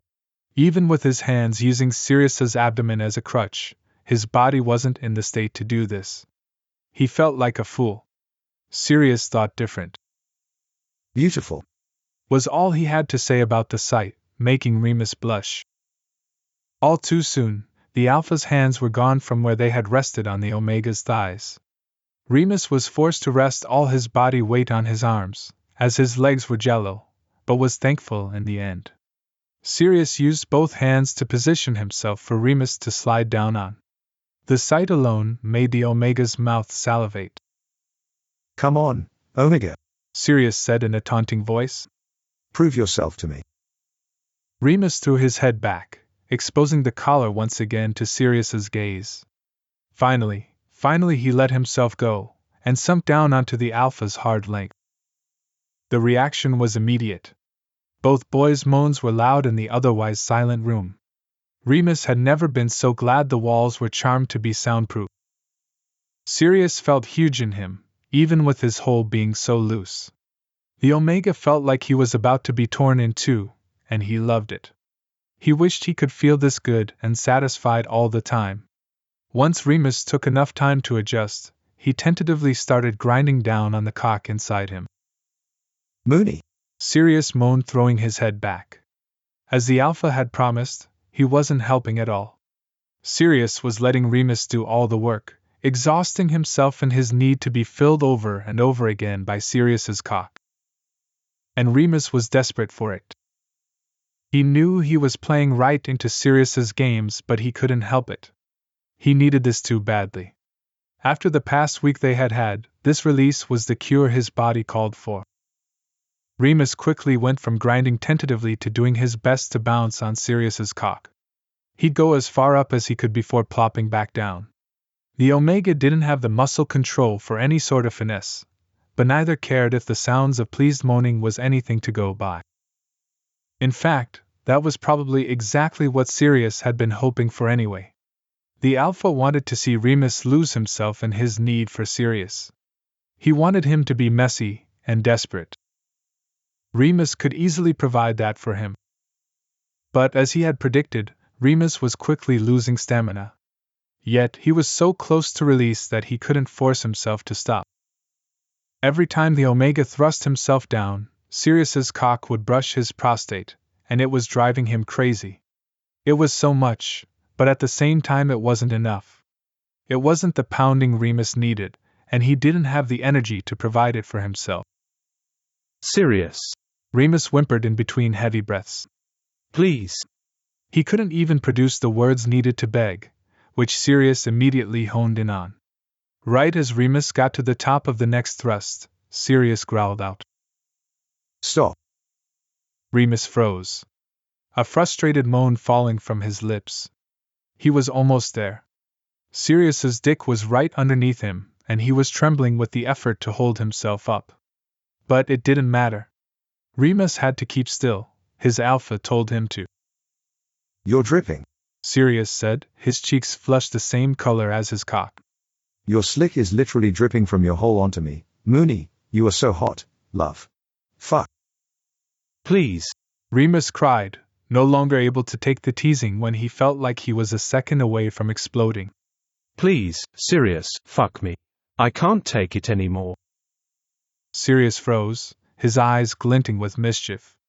Slowly the Alpha raised himself up so he was a hair's breadth away from the trembling Omega. Remus was still holding himself up as he hadn't been given permission to do otherwise. Oh, Remus, Sirius said, petting the side of the Omega's face with his thumb. All you had to do was ask. Remus didn't even have time to retort before Sirius flipped them over and sheathed himself inside the Omega, pounding into him like nothing else mattered. Which to Remus, nothing else did. The Omega's body bowed. This was what he wanted. What he needed. For Sirius to take him over and over again until he couldn't breathe. Each thrust was hitting his prostate dead on, and it took less than 10 more thrusts for Remus to spill all over himself. Fuck, Sirius, Alpha, he moaned as aftershocks racked his frame. Sirius wasn't close behind as he thrusted hard 2 more times before stilling and pouring into Remus's body. Remus was on a special potion for all Omegas at the school that prevented him from getting pregnant. But he was still surprised when he felt Sirius inflate inside of him. He hadn't expected that. Sirius was knotting him. Remus had read that knotting only happened when the person had found their true mate, the one their body deems the best match. Remus shivered before relaxing completely into Sirius's arms, a happy, sated smile on his face. He knew exactly what was happening, and he couldn't be more pleased. The Omega clenched down rhythmically on the cock inside of him to help Sirius through his aftershocks. Remus's own penis was twitching as if to release again, though nothing came out. Finally, Sirius collapsed on top of the Omega, and gently pulled free. Remus whimpered as he felt the Alpha's cum start to slip out of him, feeling the odd desire to keep all of what Sirius gave him inside. As if sensing what Remus wanted, Sirius gently slid his hand down to Remus's abused hole. Carefully, he sheathed 2 fingers back inside the Omega to stop the flow that otherwise would be steadily leaking. I know we said it would be smart to wait until after school to bond properly, but Remus, I just knotted you. There is no one else for me but you. Yes, Remus said automatically. Bond with me, Sirius, please. The Alpha smiled lovingly as he bent his head down. He had to use one hand to lift the collar up so it was out of the way of Remus's scent gland, but once that was done the Alpha bent down, teeth hovering over Remus's skin. The Omega waited with anticipation as he felt Sirius's warm breath on his neck. This scar would add to his collection, the only difference being Remus would cherish it. I love you, Sirius murmured before biting down. Maybe for the first time, Remus had no doubts that the declaration was 100% true. I love you too. Benite. Thanks for listening to this text-to-speech podfic composed by Burning Aurora.